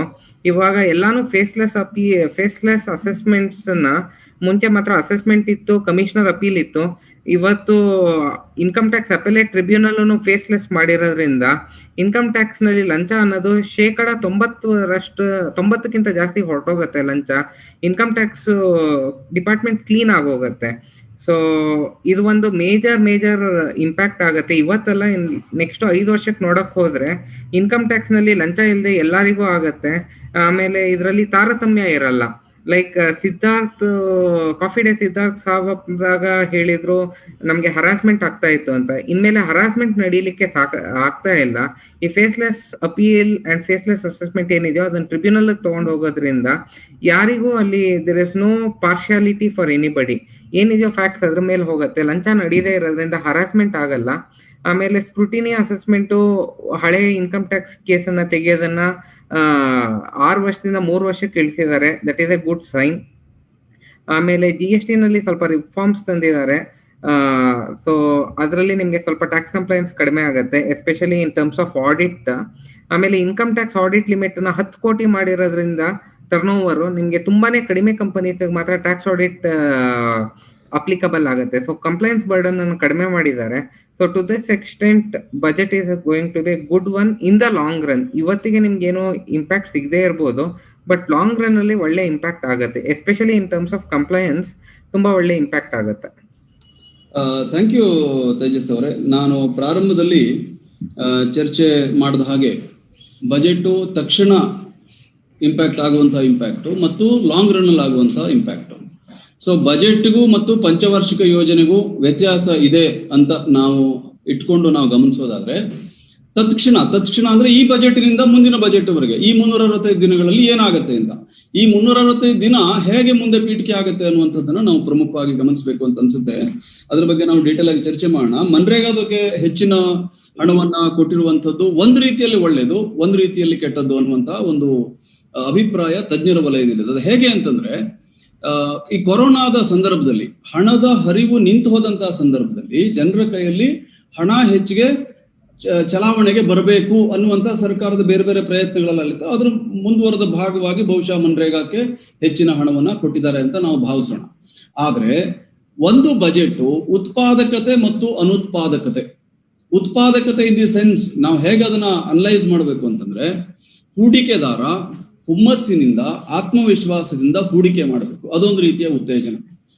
ಹೂಡಿಕೆದಾರ ಮಾಡಿದಂತಹ ಹೂಡಿಕೆಗೆ ಪ್ರತಿಯಾಗಿ ಗ್ರಾಹಕ ತಾನು ಸ್ಪೆಂಡ್ ಮಾಡೋದಕ್ಕೆ ಅಂದ್ರೆ ಪರ್ಚೇಸ್ ಮಾಡೋದಕ್ಕೆ, ಹಣವನ್ನ ವಿನಿಯೋಗ ಮಾಡಿ ಪರ್ಚೇಸ್ ಮಾಡೋದಕ್ಕೆ ಯಾವ ರೀತಿಯಾದಂತಹ ಆತ್ಮವಿಶ್ವಾಸವನ್ನ ತುಂಬುತ್ತೀವಿ ಅಂತ. ಅಂದ್ರೆ ಗ್ರಾಹಕರು ಮತ್ತು ಗ್ರಾಹಕರಿಗೆ ಸರ್ವಿಸ್ ಅನ್ನ ಕೊಡ್ತಕ್ಕಂತಹ ಉದ್ಯಮದಾರ, ಇವರಿಬ್ಬರ ನಡುವಿನ ಆತ್ಮವಿಶ್ವಾಸವನ್ನ ನಾವು ಹೇಗೆ ಬೆಳೆಸ್ತೀವಿ ಅನ್ನುವಂಥದ್ದು ಬಜೆಟ್ ನಲ್ಲಿ ಪ್ರಮುಖವಾಗಿ ಫೋಕಸ್ ಆಗ್ಬೇಕಿತ್ತು ಅಂತ ಅನ್ಸುತ್ತೆ. ಅದ್ರ ಬಗ್ಗೆ ತಾವೆಲ್ಲ ಕೊನೆಗೆ ಅಭಿಪ್ರಾಯವನ್ನ ಹೇಳಿ. ಮೊದಲನೇದಾಗಿ ರುದ್ರಮೂರ್ತಿ ಅವರು ಹೇಳಿದಂತ ವಿಚಾರಕ್ಕೆ ಬರೋದಾದ್ರೆ, ನಾವು ಇವತ್ತಿನ ಷೇರುಪೇಟೆಯ ಉತ್ಸಾಹವನ್ನ ನೋಡುವ ಪೂರ್ವದಲ್ಲಿ ಕೊರೋನಾ ಬಂದಂತಹ ಸಂದರ್ಭದಲ್ಲಿ ಪ್ರಧಾನಿಯವರು ಮಾಡಿದಂಥ ಭಾಷಣಗಳು ಮತ್ತು ಕೊರೋನಾಕ್ಕೆ ಪರಿಹಾರವಾಗಿ ಹಣಕಾಸು ಸಚಿವರು ಮತ್ತು ಕೇಂದ್ರ ಸರ್ಕಾರ ಘೋಷಣೆ ಮಾಡಿದಂತಹ ಘೋಷಣೆಗಳ ಸಂದರ್ಭದಲ್ಲಿ, ಬೇರೆ ಬೇರೆ ಪ್ಯಾಕೇಜ್, ಲಕ್ಷ ಕೋಟಿಗಳ ಪ್ಯಾಕೇಜ್ ಅನ್ನು ಘೋಷಣೆ ಮಾಡಿದಂತಹ ಸಂದರ್ಭದಲ್ಲಿ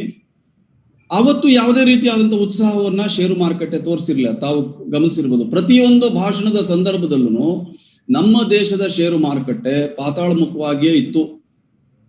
ಅಕಸ್ಮಾತ್ ಫೈನಾನ್ಸ್ ಮಿನಿಸ್ಟರ್ ಮಾತಾಡ್ತಾರೆ ಅಂತ ಅಂದ್ರೇನೆ ಶೇರ್ ಮಾರ್ಕೆಟ್ ಅಲ್ಲಿ ಒಂದು ರೀತಿಯ ಸಂಚಲನ, ನೆಗೆಟಿವ್ ಆದಂತಹ ಒಂದು ಆ ಫೀಲಿಂಗ್ ಡೆವಲಪ್ ಆಗ್ತಾ ಇತ್ತು ಹೂಡಿಕೆದಾರರಲ್ಲಿ ಷೇರು ಮಾರ್ಕೆಟ್ ಅಲ್ಲಿ. ಇವತ್ತು ಯಾತಕ್ಕೋಸ್ಕರ ಷೇರು ಮಾರ್ಕೆಟ್ ಈ ರೀತಿಯಾಗಿ ಜಿಗಿತು ಅನ್ನೋದನ್ನ ಸ್ವಲ್ಪ ತಾವೆಲ್ಲರೂ ಅನಲೈಸ್ ಮಾಡಬೇಕು ಅಂತ ನಾನು ಕೇಳ್ಕೊಳ್ತೀನಿ. ರವಿಶಂಕರ್ ಅವರು ಅದರ ಪ್ರಸ್ತಾವನೆ ಶುರು ಮಾಡಿದ್ರು, ರುದ್ರಮೂರ್ತಿ ಅವರು ಹೇಳಿದ್ರು, ಇದನ್ನ ನಾವು ಬಜೆಟ್ಟಿನ ಮಾನದಂಡ ಅಥವಾ ಬಜೆಟ್ಟಿನ ಪರಿಣಾಮದ ಒಂದು ಸೂಚಕ ಅಂತ ಹೇಳಿ ನಾವು ಇದನ್ನ ಪರಿಗಣಿಸಬಹುದಾ, ಅಥವಾ ನನ್ನ ಆಲೋಚನೆಯಲ್ಲಿ ನಿರೀಕ್ಷಿತ ಆಘಾತ ಆಗ್ಲಿಲ್ಲ ಅನ್ನುವಂತ ಒಂದು ಸಮಾಧಾನದಲ್ಲೇ ಶೇರ್ ಮಾರ್ಕೆಟ್ ಏನಾದ್ರು ಜಿಗಿತಾ ಇವತ್ತು? ನಾವೇನು ಎಕ್ಸ್ಪೆಕ್ಟ್ ಮಾಡಿದ್ವಲ್ಲ ಕೊರೋನೋತ್ತರ ಬಜೆಟ್ ನಲ್ಲಿ ಯಾವ ರೀತಿಯಾದಂತಹ ಆಘಾತ ಆಗಬಹುದು ಅಂತ, ಬೇರೆ ಬೇರೆ ರೀತಿಯಾದಂತಹ ತೆರಿಗೆ ಹಾಕ್ಬೋದು, ಮತ್ತೊಂದು ಮಾಡ್ಬೋದು ಅನ್ನುವಂತ ಒಂದು ಆಘಾತ ಏನಿತ್ತಲ್ವಾ, ಅದು ಆಗಿಲ್ಲ ಅನ್ನೋ ಕಾರಣಕ್ಕೋಸ್ಕರನೇ ಇದು ಯಥಾಸ್ಥಿತಿಯನ್ನ, ಸ್ಥಿರತೆಯನ್ನ ಕಾದುಕೊಂಡಿದೆ ಅನ್ನುವ ಕಾರಣಕ್ಕೋಸ್ಕರ, ಈ ಯಥಾಸ್ಥಿತಿ ಕಾದುಕೊಳ್ಳದೆ ಸ್ಥಿರತೆ ಈಗಿನ ಸಂದರ್ಭದಲ್ಲಿ. ಹಾಗಾಗಿ ಆ ಕಾರಣಕ್ಕೋಸ್ಕರ ಜಿಗಿತಾ ಅನ್ನೋದನ್ನ ನಾವು ಮೊದಲು ಅನಲೈಸ್ ಮಾಡಬೇಕು ಅಂತ ಕೇಳ್ಕೊಳ್ತೀನಿ. ರುದ್ರಮೂರ್ತಿ ಅವರು ಪ್ರಾರಂಭ ಮಾಡಿ, ನಾನು ರವಿಶಂಕರ್ ಅವರನ್ನ ಮುಂದುವರಿಸಬೇಕು ಅಂತ ಕೇಳ್ಕೊಳ್ತೀನಿ. ಅನ್ಮ್ಯೂಟ್. Thank you. ನಾನು ಸ್ಪೀಡ್ ಆಗಿ ಮಾತಾಡುವಾಗ ಸ್ಟಾರ್ಟಿಂಗ್ ಅಲ್ಲಿ ಏನ್ ಸೀನಿಯರ್ ಸಿಟಿಸನ್ 75 ಇಯರ್ಸ್ ಮೇಲ್ಪಟ್ಟವ್ರಿಗೆ ರಿಟರ್ನ್ ಫೈಲ್ ಮಾಡಬಾರ್ದು ಅನ್ನೋ ಬದಲಾಗಿ ತೆರಿಗೆನೆ ಅವ್ರು ಕಟ್ಟಂಗಿಲ್ಲ ಅಂತ ಏನ್ ಹೇಳಿದೆ, ಐ ಸ್ಟ್ಯಾಂಡ್ ಕರೆಕ್ಟೆಡ್. ಆದ್ರೆ ಒಂದ್ ಇಂಪಾರ್ಟೆಂಟ್ ಪಾಯಿಂಟ್ ನಾವು ನೋಡ್ಬೇಕು ಸರ್. ನಾನು ಇವಾಗ ತಾನೇ ತೇಜಸ್ ಮಾತು ಕೇಳಿದೆ, ಅನಿಲ್ ಅವ್ರ ಮಾತು ಕೇಳಿದೆ, ರವಿಶಂಕರ್ ಅವ್ರ ಮಾತನ್ನು ಕೂಡ ಕೇಳಿದೆ. ನಾವೇನು ಇಂಪಾರ್ಟೆಂಟ್ ಪಾಯಿಂಟ್ ಮಿಸ್ ಮಾಡ್ತಿದೀವಿ ಅಂದ್ರೆ, ಬಜೆಟ್ ನಲ್ಲಿ ನಮ್ಗೆ ಅದು ಸಿಗ್ಬೇಕಿತ್ತು, ಇದು ಸಿಗ್ಬೇಕಿತ್ತು, ಇದು ಯಾವ್ದು ಸಿಕ್ಲಿಲ್ಲ ಅಂತ ಮಾತಾಡ್ತಾ ಇದೀವಿ. ಅದು ಕರೆಕ್ಟ್ ಇದೆ. ಆದ್ರೆ ಇಂತಹ ಪರಿಸ್ಥಿತಿಯಲ್ಲಿ ಕೊಟ್ಟಿರುವಂತಹ ಬಜೆಟ್ ಏನಿದೆ, ನನಗೆ ಅದು ತುಂಬಾ ಇಂಪಾರ್ಟೆಂಟ್ ಆಗುತ್ತೆ. ಹಾಗೂ ಇದು ಒಳ್ಳೆ ಬಜೆಟ್ ಅಂತ ಹೇಳ್ತಾ ಇದ್ದೀನಿ. ಯಾಕೆ ಅಂದ್ರೆ, ನೀವು ಜಸ್ಟ್ ಸ್ಪೆಷಲಿ ಇವಾಗ ತಾನೇ ತೇಜಸ್ ಕೆಲವು ಪಾಯಿಂಟ್ ಗಳನ್ನ ತುಂಬಾ ಚೆನ್ನಾಗಿ ಮೆನ್ಷನ್ ಮಾಡಿದ್ರು. ಏನು ಈ ಟ್ಯಾಕ್ಸ್ ಫೈಲ್ ಮಾಡಿದ್ಮೇಲೆ ಏನ್ ರೀಓಪನಿಂಗ್ ಆಫ್ ಅಸೆಸ್ಮೆಂಟ್ ಗಳು ಆಗ್ತಾ ಇತ್ತು, ಆ 6 years ಟೈಮ್ ಪೀರಿಯಡ್ ಏನ್ 3 years ಮಾಡಿದಾರಲ್ಲ, ಅದು ಒಂದೇ ಒಂದು ಸಾಕು. ಈ ಹರಾಸ್ಮೆಂಟ್ ಏನ್ ನಡೀತಾ ಇತ್ತು, ಇಲ್ಲ ಭಯ ಏನಿತ್ತು ಅನೇಕ ಜನಕ್ಕೆ, ಈ ಟ್ಯಾಕ್ಸ್ ಕಂಪ್ಲೈನ್ಸ್ ಗಳಲ್ಲಿ ಇನ್ನ ಎಷ್ಟು ಈಸಿನೆಸ್ ಅನ್ನ ತರ್ತಾ ಇದ್ದಾರೆ, ಅದು ನನಗ್ ತುಂಬಾ ಚೆನ್ನಾಗಿ ಕಾಣ್ತಾ ಇದೆ ಬಜೆಟ್ ನಲ್ಲಿ. ಆಮೇಲೆ ಇದ್ರ ಎಲ್ಲದರ ಜೊತೆಗೆ ಈ ಟ್ಯಾಕ್ಸ್ ಆಡಿಟ್ ಲಿಮಿಟ್ ಅನ್ನು ಕೂಡ ಏನ್ ಡಿಜಿಟಲ್ ಮುಖಾಂತರ ಮಾಡೋರ್ಗೆ 5 ಕೋಟಿ ಇರೋದನ್ನ 10 ಕೋಟಿಗೆ ತಗೊಂಡ್ ಬಂದ್ರು. ಅದ್ರ ಜೊತೆಗೆ ನೀವು ನೋಡ್ತಾ ಹೋಯ್ತು ಅಂದ್ರೆ ಇನ್ನ ಅನೇಕ ಬೆನಿಫಿಟ್ಸ್ ಗಳನ್ನ ಏನ್ ಕೊಡ್ತಾ ಇದ್ದಾರೆ. ಇದೆಲ್ಲ ಏನ್ ಸೂಚಿಸ್ತಾ ಇದೆ ನನಗೆ ಅಂದ್ರೆ, they are looking for is of doing business, they are looking for stability ಅಂತ ಖಂಡಿತವಾಗ್ಲೂ ನನಗ್ ಕಾಣ್ತಾ ಇದೆ. ಹಾಗೂ ಅಗ್ರಿಕಲ್ಚರ್ ಸೆಕ್ಟರ್ಗೂ ಕೂಡ ಈ ಬಜೆಟ್ ನಲ್ಲಿ ಅನೇಕ ಒತ್ತನ್ನ ಕೊಟ್ಟಿದ್ದಾರೆ. ಟೆಕ್ಸ್ಟೈಲ್ ಇಂಡಸ್ಟ್ರಿಗೆ ಏನ್ ಒತ್ತನ್ನ ಕೊಟ್ಟಿದ್ದಾರೆ, ಅದರಿಂದ ಕೂಡ ಖಂಡಿತ ಜಾಬ್ ಕ್ರಿಯೇಷನ್ಸ್ ಗಳಿಗೆ, ಸ್ಕಿಲ್ ಡೆವಲಪ್ಮೆಂಟ್ ಗೆ ಒತ್ತನ್ನ ಕೊಟ್ಟಿದ್ದಾರೆ. ನೋಡಿ, ಒಂದು ಸಿಂಪಲ್ ಡೇಟಾ ಕೊಡ್ತಾ ಇದ್ದೀನಿ ಎಲ್ಲರಿಗೂ ಕೂಡ. ಭಾರತ ದೇಶದ ಪ್ರತಿಯೊಬ್ಬ ಪ್ರಜೆಯ ಏನು ಅರ್ನಿಂಗ್ಸ್ ಇದೆ, ಆವರೇಜ್ ಅರ್ನಿಂಗ್ಸ್ ಅಂತ ನಾವೇನ್ ತಗೊಂತೀವಿ, ಎಷ್ಟಿದೆ ಅಂತ ತಾವು ನೋಡೋದಾದ್ರೆ ಹತ್ತತ್ರ 1,25,000 ಪ್ರತಿ ವರ್ಷಕ್ಕೆ 1,25,000 ರೂಪೀಸ್ ಆವರೇಜ್ ಆಗಿ an Indian will earn every year ಅಂತ ಇದೆ. ನಮ್ಮ ಎಕ್ಸಂಪ್ಷನ್ ಲಿಮಿಟ್ ಎಷ್ಟಿದೆ ಅಂತ ನೋಡಿ, 2.5 ಲಕ್ಷ ಇರಬಹುದು. ಈ ಟ್ಯಾಕ್ಸ್ ರಿಬೇಟ್ ಅನ್ನು ಕೂಡ ತಾವು ತಗೊಳೋದಾದ್ರೆ ಹತ್ತತ್ರ ಇಂಡೈರೆಕ್ಟ್ ಆಗಿ 5 ಲಕ್ಷವರೆಗೂ ನೀವು ಯಾವುದೇ ರೀತಿಯಾದ ತೆರಿಗೆಗಳನ್ನ ಕಟ್ತಾ ಇಲ್ಲ. ಈಗ ತಾನೇ ಅನಿಲ್ ಮಾತಾಡುವಾಗ ಹೇಳಿದ್ರು, ರವಿಶಂಕರ್ ಅವ್ರು ಹೇಳಿದ್ರು, ಸಾಮಾನ್ಯ ಜನಕ್ಕಿನ್ನ ಬೆನಿಫಿಟ್ ಕೊಡ್ಬೋದಿತ್ತು, ಟ್ಯಾಕ್ಸ್ ಅಲ್ಲಿ ಏನು ಬದಲಾವಣೆ ಮಾಡ್ಲಿಲ್ಲ. ಟ್ಯಾಕ್ಸ್ ಅಲ್ಲಿ ಏನು ಬೆನಿಫಿಟ್ ಕೊಡ್ಲಿಲ್ಲ ಸರಿ, ಟ್ಯಾಕ್ಸಿನ ಬರೆಯನ್ನ ಖಂಡಿತವಾಗ್ಲೂ ಈ ಬಜೆಟ್ ನಲ್ಲಿ ಕೊಡ್ಲಿಲ್ಲ. ಅದೇ ಪಾಸಿಟಿವ್ ನ್ಯೂಸ್ ಅಂತ ನಾನು ಹೇಳ್ತಾ ಇದ್ದೀನಿ. ಯಾಕೆ ಅಂದ್ರೆ, ಇಂಥ ಸಮಯದಲ್ಲಿ ಎಲ್ಲಿಂದ ರೆವಿನ್ಯೂ ತಗೊಂಡ್ ಬರ್ತೀರಾ? ನೀವ್ ಹೇಳ್ತೀರಾ IT ಸೆಕ್ಟರ್ಗೆ ಕೊಡ್ಬೇಕು, ಸ್ಮಾರ್ಟ್ ಇಂಡಿಯಾಗೆ ಕೊಡ್ಬೇಕು, ಸ್ಟಾರ್ಟ್ ಅಪ್ ಕೊಡ್ಬೇಕು, ಮೇಕ್ ಇನ್ ಇಂಡಿಯಾ ಕೊಡಿ, ಆತ್ಮನಿರ್ಭರ್ ಕೊಡಿ, ಇನ್ಫ್ರಾಸ್ಟ್ರಕ್ಚರ್ ಕೊಡಿ, ಡಿಫೆನ್ಸ್ ಕೊಡಿ, ಎಜುಕೇಶನ್ ಕೊಡಿ, ಎಲ್ಲ ಕಡೆ ಕೊಡೋಣ ಸರ್. ಬಟ್ ದುಡ್ಡು ಎಲ್ಲಿದೆ? ಈ ದುಡ್ಡನ್ನ ಅವರು ತೆರಿಗೆ ಮುಖಾಂತರನೇ ತಗೋಬೇಕು. ಎಷ್ಟು ಕ್ಲಿಯರ್ ಆಗಿ ಮತ್ತೆ ನಿರ್ಮಲಾ ಸೀತಾರಾಮನ್ ಅವ್ರು ಏನ್ ಹೇಳಿದ್ರು, ನಾವು ತೆರಿಗೆಯ ವಂಚನೆ ಏನ್ ನಡೀತಾ ಇತ್ತು ಇಷ್ಟು ದಿವಸ, ಅದನ್ನ ಖಂಡಿತವಾಗ್ಲು, ಆ ಟ್ಯಾಕ್ಸ್ ಲೀಕೇಜ್ ಅನ್ನ ಖಂಡಿತವಾಗ್ಲು ನಾವು ಕ್ಲೋಸ್ ಮಾಡ್ತಾ ಇದೀವಿ. ಅದರ ಮುಖಾಂತರ ರೆವಿನ್ಯೂನ ತರ್ತೀವಿ ಹೊರತು ಹೊಸ ತೆರಿಗೆಗಳನ್ನ ಹಾಕುವ ಮುಖಾಂತರ, ಬರೆ ಹಾಕುವ ಮುಖಾಂತರ ನಾವು ತರ್ತಾ ಇಲ್ಲ ದುಡ್ಡನ್ನ. ಈ ಕ್ಲಿಯರ್ ಪಾಯಿಂಟ್ ಗಳೇನಿದೆ ಈ ಸಂದರ್ಭದಲ್ಲಿ ಇದು ಉತ್ತಮವಾದಂತಹ ಬಜೆಟ್ ಅಂತ ನಾನು ಯಾಕೆ ಹೇಳ್ತಿದ್ದೀನಿ ನೋಡಿ. ಬಾಂಗ್ಲಾದೇಶ್ ಒಂದು ಬಿಟ್ಟಿ, ಆ ದೇಶ ಒಂದು ಬಿಟ್ಟಿ ಭಾರತ ದೇಶ ಮಾತ್ರ ಇವತ್ತು basic exemption limit after tax rebate ನಾನು ತಗೊಂಡ್ರೆ 5 ಲಕ್ಷವರೆಗೂ ಇದೆ. ನಮ್ಮ ಆವರೇಜ್ ಇಂಡಿಯನ್ ಇನ್ಕಮ್ ಎಷ್ಟಿದೆ ಅಂದ್ರೆ ಕೇವಲ 1,25,000 ರೂಪಾಯಿ ಇದೆ.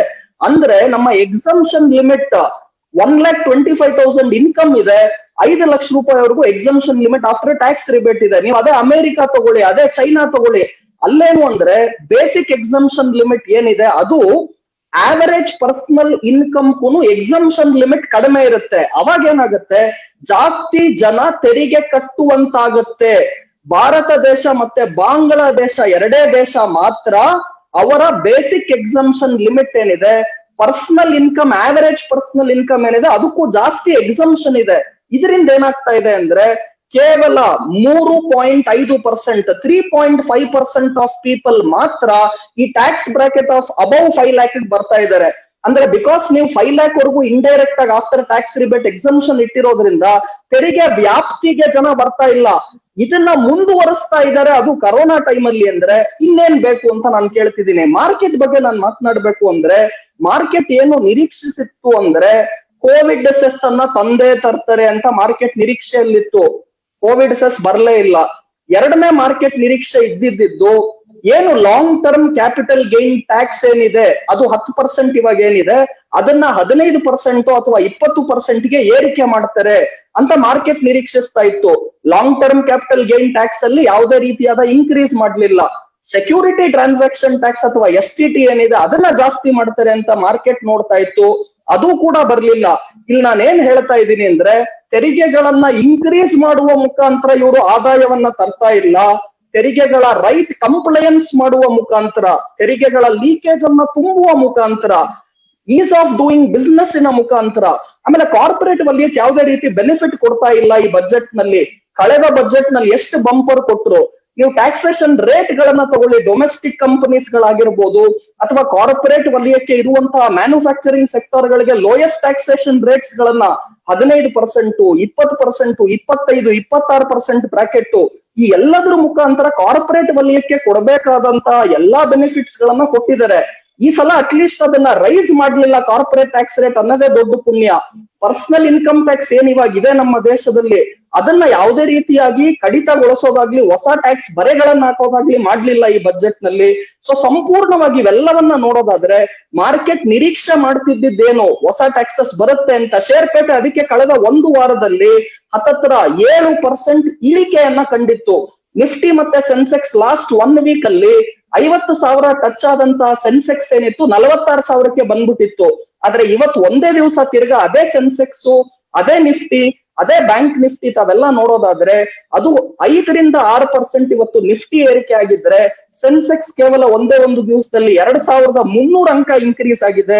ಈಗ ಲೇಟೆಸ್ಟ್ ಇನ್ನ ಮಾರ್ಕೆಟ್ ನಡೀತಾ ಇದೆ. ನಿಫ್ಟಿಯನ್ನ ತಾವು ನೋಡೋದಾದ್ರೆ ಇವಾಗ ಲೇಟೆಸ್ಟ್ ಅಂಶಗಳನ್ನ ಕೊಡ್ತಾ ಇದ್ದೀನಿ. 650 ಅಂಕಗಳ ಇನ್ಕ್ರೀಸ್ ಅನ್ನ ನಿಫ್ಟಿ ಕಂಡಿದ್ರೆ ಸೆನ್ಸೆಕ್ಸ್ 2,285 ಅಂಕಗಳ ಇನ್ಕ್ರೀಸ್ ಅನ್ನ ಕಂಡಿದೆ. ಬ್ಯಾಂಕ್ ನಿಫ್ಟಿ 2,500 ಅಂಕಗಳ ಇನ್ಕ್ರೀಸ್ ಅನ್ನ ಕಂಡಿದೆ. ನೋಡಿ, stock market is a barometer of your economy ಅಂತ ಖಂಡಿತವಾಗ್ಲೂ ನಾನು ಹೇಳ್ತೀನಿ. ಇವತ್ತು ಇಡೀ ವಿಶ್ವದಲ್ಲಿ ಯಾವ ಷೇರುಪೇಟೆಯು 8%, 10% ಏರಿಕೆ ಆಗಿಲ್ಲ. ಬ್ಯಾಂಕ್ ನಿಫ್ಟಿ ಇಂಡೆಕ್ಸ್ ಅನ್ನ ಇವತ್ತು 8% ಏರಿಕೆ ಆಗಿದೆ. ಬ್ಯಾಂಕ್ಗಳ ಸ್ಟಾಕ್ಸ್ ಗಳು ಚೆನ್ನಾಗಿ ಪರ್ಫಾರ್ಮ್ ಮಾಡ್ತಾ ಇದೆ.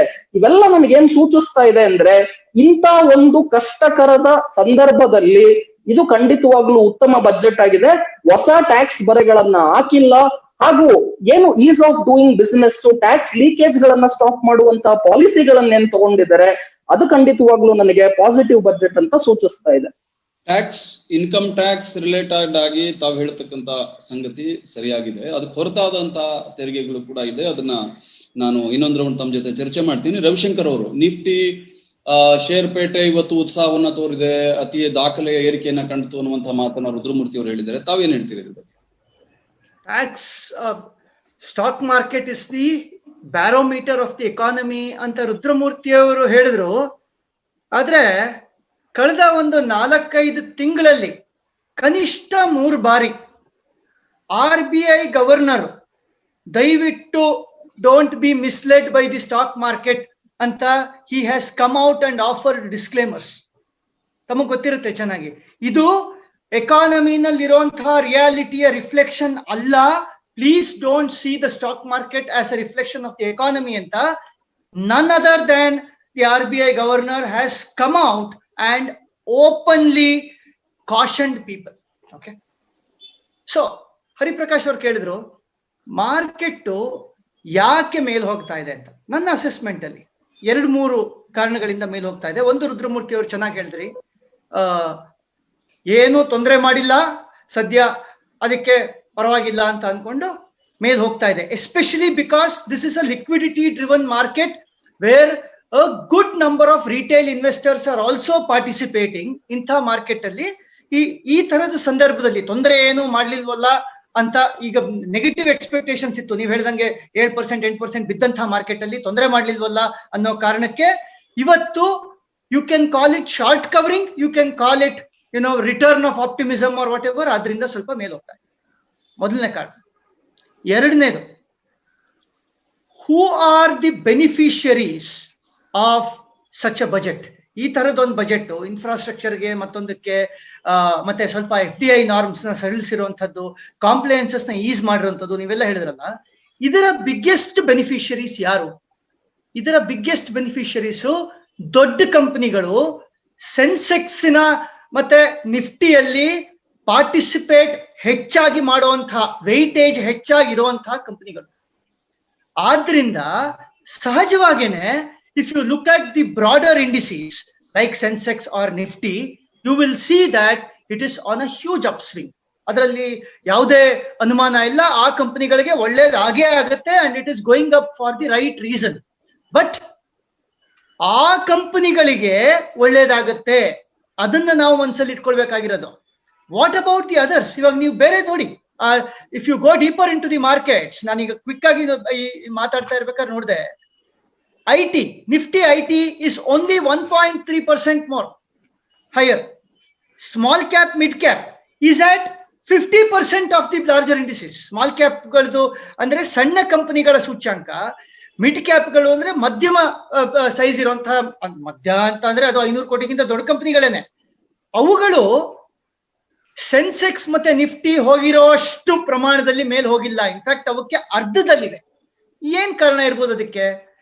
ಅವುಗಳ ನಿರೀಕ್ಷೆ ಈ ಬಜೆಟ್ ಇಂದ ಏನಿತ್ತೋ ಅದು ಮೀಟ್ ಆಗಿಲ್ಲ ಅನ್ನೋದು ಒಂದು. ಎರಡನೇದು, ಇವರು ಕೊಡ್ತಾ ಇರುವಂತಹ ಉಪಲಬ್ಧಿಗಳೆಲ್ಲ ಹೆಚ್ಚಾಗಿ ದೊಡ್ಡ ಕಂಪನಿಗಳಿಗೆ ಹೋಗುವಂತ ಸಾಧ್ಯತೆ ಹೆಚ್ಚಿದೆ ಅನ್ನುವಂಥದ್ದು.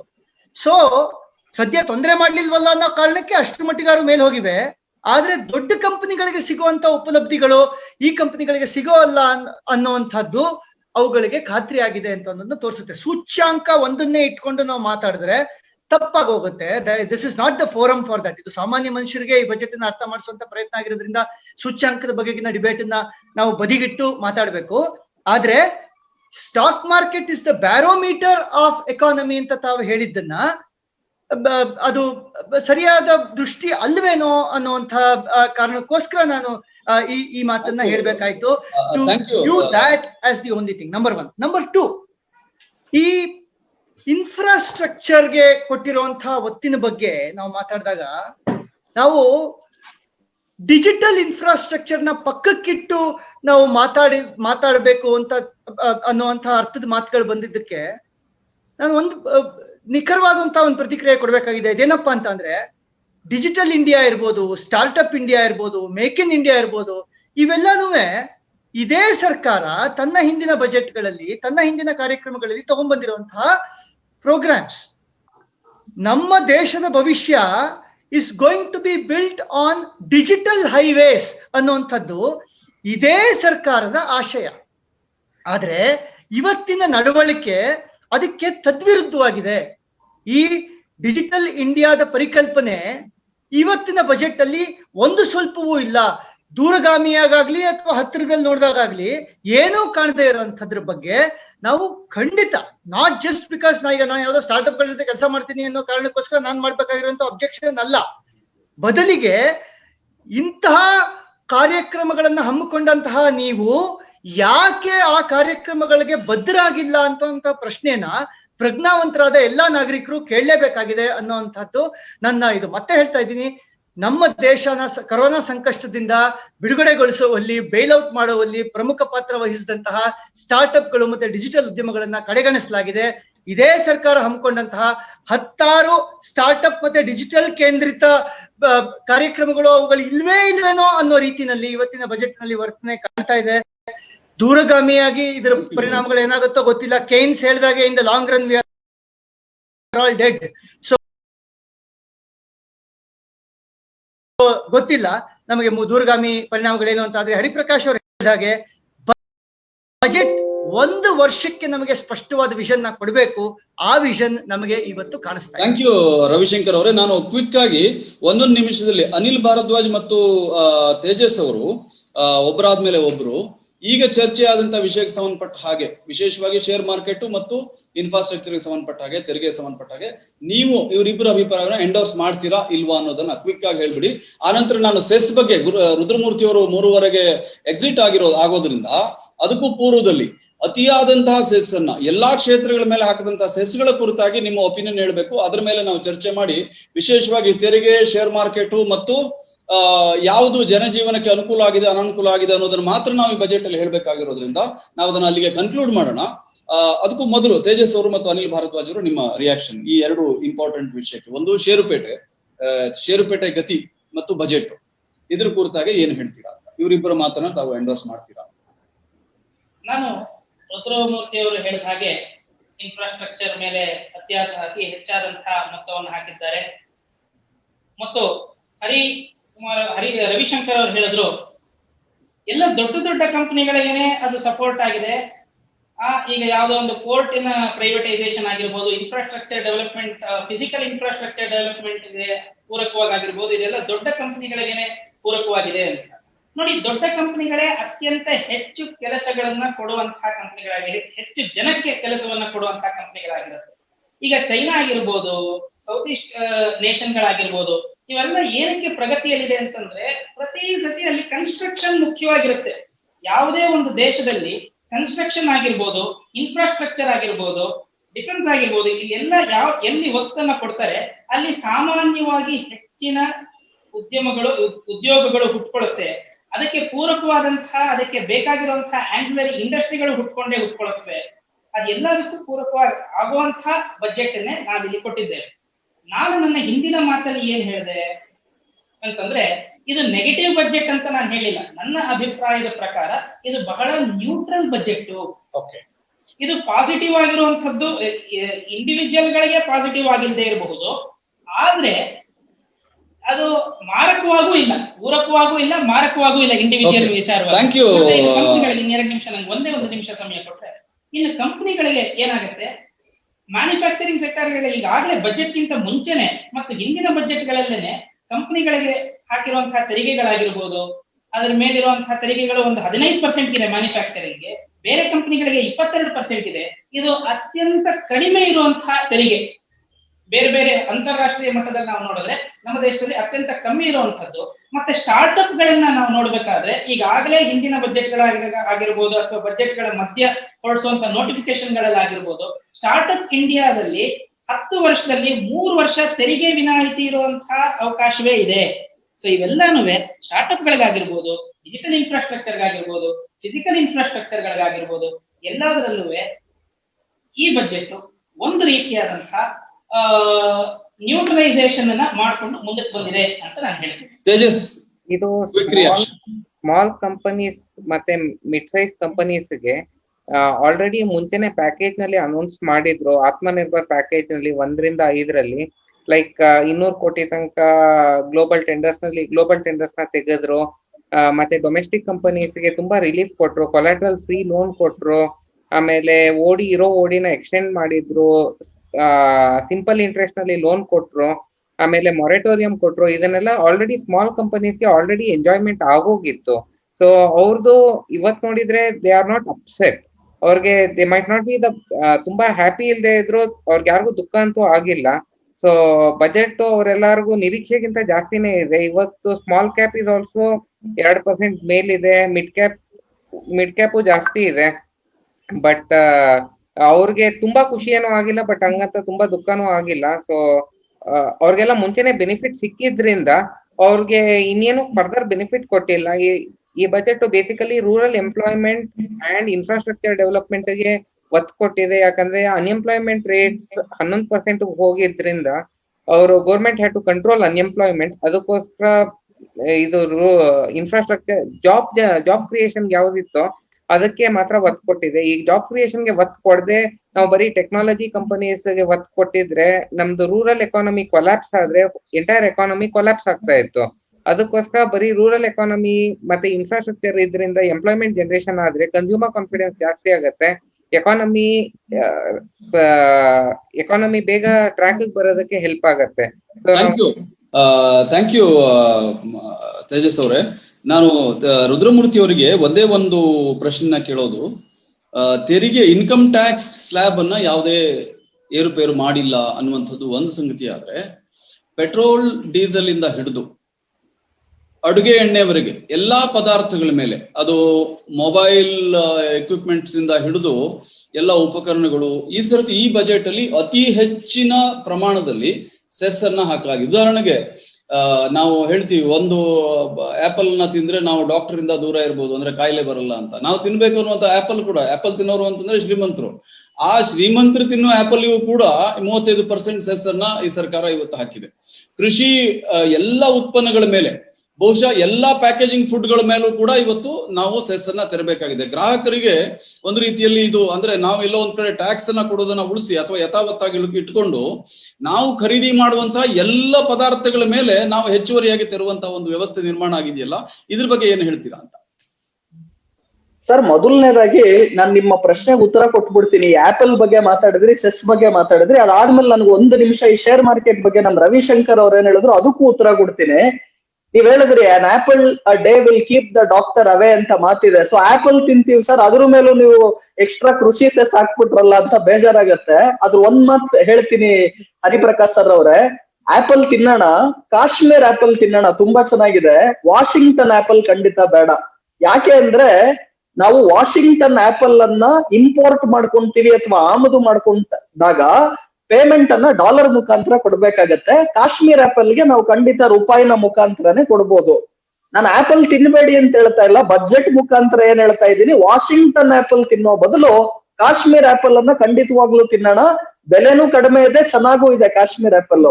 ಇದ್ ಯಾಕೆ ಈ ಮಾತನ್ನ ಹೇಳ್ತಿದ್ದೀನಿ ಅಂದ್ರೆ, ಹೇಳಿ ಅನಿಲ್ ಅವ್ರೆ. ಆತ್ಮನಿರ್ಭರ ಆಪಲ್ ಆಗುತ್ತೆ ಖಂಡಿತವಾಗ್ಲು. ನೋಡಿ, ನನ್ನ ಮಾತಿಲ್ ತುಂಬಾ ಸಿಂಪಲ್ ಇದೆ. ಎಲ್ಲಿಂದ ನೀವು ಹಣವನ್ನ ಕ್ರೋಢೀಕರಿಸ್ತೀರಾ? ಬಜೆಟ್ಗೆ ಇವಾಗ ಏನ್ ಬೇಕು ನೋಡಿ. ಒಂದ್ ಕಡೆ ನಾವು ಇಡೀ ಭಾರತ ದೇಶಕ್ಕೆ ಇಮ್ಯುನೈಸೇಷನ್ ಅಥವಾ ನಾವೀಗ ವ್ಯಾಕ್ಸಿನೇಷನ್ ಕೊಡಬೇಕು, ಇನ್ಫ್ರಾಸ್ಟ್ರಕ್ಚರ್ ಇನ್ವೆಸ್ಟ್ಮೆಂಟ್ ಮಾಡಬೇಕು, ಸ್ಟಾರ್ಟ್ಅಪ್ ಗಳಿಗೆ ಬೆನಿಫಿಟ್ ಕೊಡಬೇಕು, ಎಂಪ್ಲಾಯ್ಮೆಂಟ್ ಆಪರ್ಚುನಿಟಿ ಕ್ರಿಯೇಟ್ ಮಾಡಬೇಕು, ಡಿಫೆನ್ಸ್ ನೋಡ್ಕೋಬೇಕು. ಒಂದ್ ಕಡೆ ಚೈನಾ ಕೂತಿದೆ, ಇನ್ನೊಂದ್ ಕಡೆ ಪಾಕಿಸ್ತಾನ್ ಕೂತಿದೆ. ಏನ್ ಮಾಡೋದು? ತೆರಿಗೆಯಿಂದ ನೀವು ಟ್ಯಾಕ್ಸ್ ಏನಾನ ಆಗ್ತು ಅಂದ್ರೆ ಎಲ್ಲರ ವಿರೋಧ ಬಂದ್ಬಿಡುತ್ತೆ. ಇಲ್ಲಿ ಏನ್ ಹೇಳ್ತಾ ಇದಾರೆ ಅವರು, ನೀವೇನಾನ ಇಂಪೋರ್ಟೆಡ್ ಆಪಲ್ ಗಳನ್ನ ತಿಂತೀರಾ ಅಂದ್ರೆ ನಾನು ಸೆಸ್ ಹಾಕ್ತೀನಿ. ಎರಡನೇದು ಏನ್ ಹೇಳ್ತಾ ಇದಾರೆ, ಆಯ್ತು ಚಿನ್ನದ ಮೇಲೆ ನಾನು 2.5% ನಿಮಗೆ ಈ ಏನ್ ಅಡಿಷನಲ್ ಕೃಷಿ ಸೆಸ್ ಅನ್ನ ಹಾಕ್ತಾ ಇದ್ದೀನಿ, ಅದಕ್ಕೆ ಈಕ್ವಲೆಂಟ್ ಆಗಿ ಕಸ್ಟಮ್ ಡ್ಯೂಟಿಯಲ್ಲಿ ಇಳಿಕೆಯನ್ನ ಮಾಡ್ತೀನಿ. ಅದೇ ರೀತಿ ಪೆಟ್ರೋಲ್ ಡೀಸೆಲ್ ದರಗಳ ಮೇಲೆ ಏನ್ ಸೆಸ್ ಹಾಕ್ತಾ ಇದ್ದಾರೆ ಅದರ ಈಕ್ವಲೆಂಟ್ ಆಗಿ ಬೇಸಿಕ್ ಎಕ್ಸೈಸ್ ಡ್ಯೂಟಿ ಮತ್ತೆ ಸ್ಪೆಷಲ್ ಅಡಿಷನಲ್ ಎಕ್ಸೈಸ್ ಡ್ಯೂಟಿಯನ್ನ ಕಡಿಮೆ ಮಾಡ್ತೀನಿ. ಹಾಗಾಗಿ ಏನಾಗ್ತಾ ಇದೆ, ಆಯಿಲ್ ಮಾರ್ಕೆಟಿಂಗ್ ಕಂಪನೀಸ್ ಗಳಿಗೆ, OMCs ಗಳಿಗೆ ಇದರಿಂದ ತೊಂದರೆ ಆಗ್ಬೋದೇ ಹೊರತು ಸಾಮಾನ್ಯ ಜನಕ್ಕೆ ಪೆಟ್ರೋಲ್ ಡೀಸೆಲ್ ದರಗಳ ಮೇಲೆ ಬರೆ ಬರುತ್ತೆ. ಚಿನ್ನದ ರೇಟ್ಗಳು ಇದರಿಂದ ಜಾಸ್ತಿ ಆಗ್ಬಿಡುತ್ತೆ. ಅಥವಾ ನಾವು ಆಮದು ಮಾಡ್ಕೊಂತೀವಲ್ಲ. ಆಮೇಲೆ ಒಂದು ನಾವು ಯೋಚನೆ ಮಾಡ್ಬೇಕು, ಇವತ್ತು ಇಂಪೋರ್ಟ್ ಬಿಲ್ ನಮಗೆ ಮೇಜರ್ ಆಗಿ ಬರೋದು ಅಂದ್ರೆ ಯಾವ್ದ್ರಿಂದ? ಒಂದು ಪೆಟ್ರೋಲಿಯಂ ಪ್ರಾಡಕ್ಟ್ಸ್, ಎರಡನೇದು ಗೋಲ್ಡ್. ಈ ಎರಡನ್ನೂ ಕೂಡ ನೀವು ನಿಯಂತ್ರಣದಲ್ಲಿ ಇಟ್ರೆ ಏನಾಗುತ್ತೆ, ನಮ್ಮ ಭಾರತ ದೇಶದ ರೂಪಾಯಿನ ಮೌಲ್ಯ ಡಾಲರ್ ಎದುರು ಸ್ಟ್ರೆಂತ್ ಕಾಣುತ್ತೆ, ಡಾಲರ್ ಕುಸಿತಾ ಹೋಗುತ್ತೆ. ಫಾರಿನ್ ರಿಸರ್ವ್ಸ್ ಗಳು ಇವತ್ತು ನಮ್ಮಲ್ಲಿ ಹೈಯೆಸ್ಟ್ ಲೆವೆಲ್ ಅಲ್ಲಿ ಇದೆ. $590 ಬಿಲಿಯನ್ ಫಾರಿನ್ ರಿಸರ್ವ್ ನಮ್ಮಲ್ಲಿ ಇದೆ. ಇವೆಲ್ಲವನ್ನ ನಾನು ನೋಡೋದಾದ್ರೆ ಒಂದು ಕಡೆಯಿಂದ ನೀವು ಟ್ಯಾಕ್ಸ್ ಅನ್ನ ಖಂಡಿತವಾಗ್ಲೂ ತಗೊಳ್ಳುವ ಮುಖಾಂತರವೇ ಈ ಬಜೆಟಿನ ಸ್ಪೆಂಡಿಂಗ್ ಗೆ ನಾವು ಖಂಡಿತವಾಗ್ಲೂ ನೋಡ್ಬೇಕಾಗತ್ತೆ. ಆಮೇಲೆ ಇಂತಹ ಕರೋನಾ ಬಂದಾದ ನಂತರವೂ ಕೂಡ ಕೇವಲ 80,000 ಕೋಟಿ ರೂಪಾಯಿಗಳ ಮಾತ್ರ ಶಾರ್ಟೇಜ್ ಅನ್ನ ನಾವು ನೋಡ್ತಾ ಇದ್ದೇವೆ.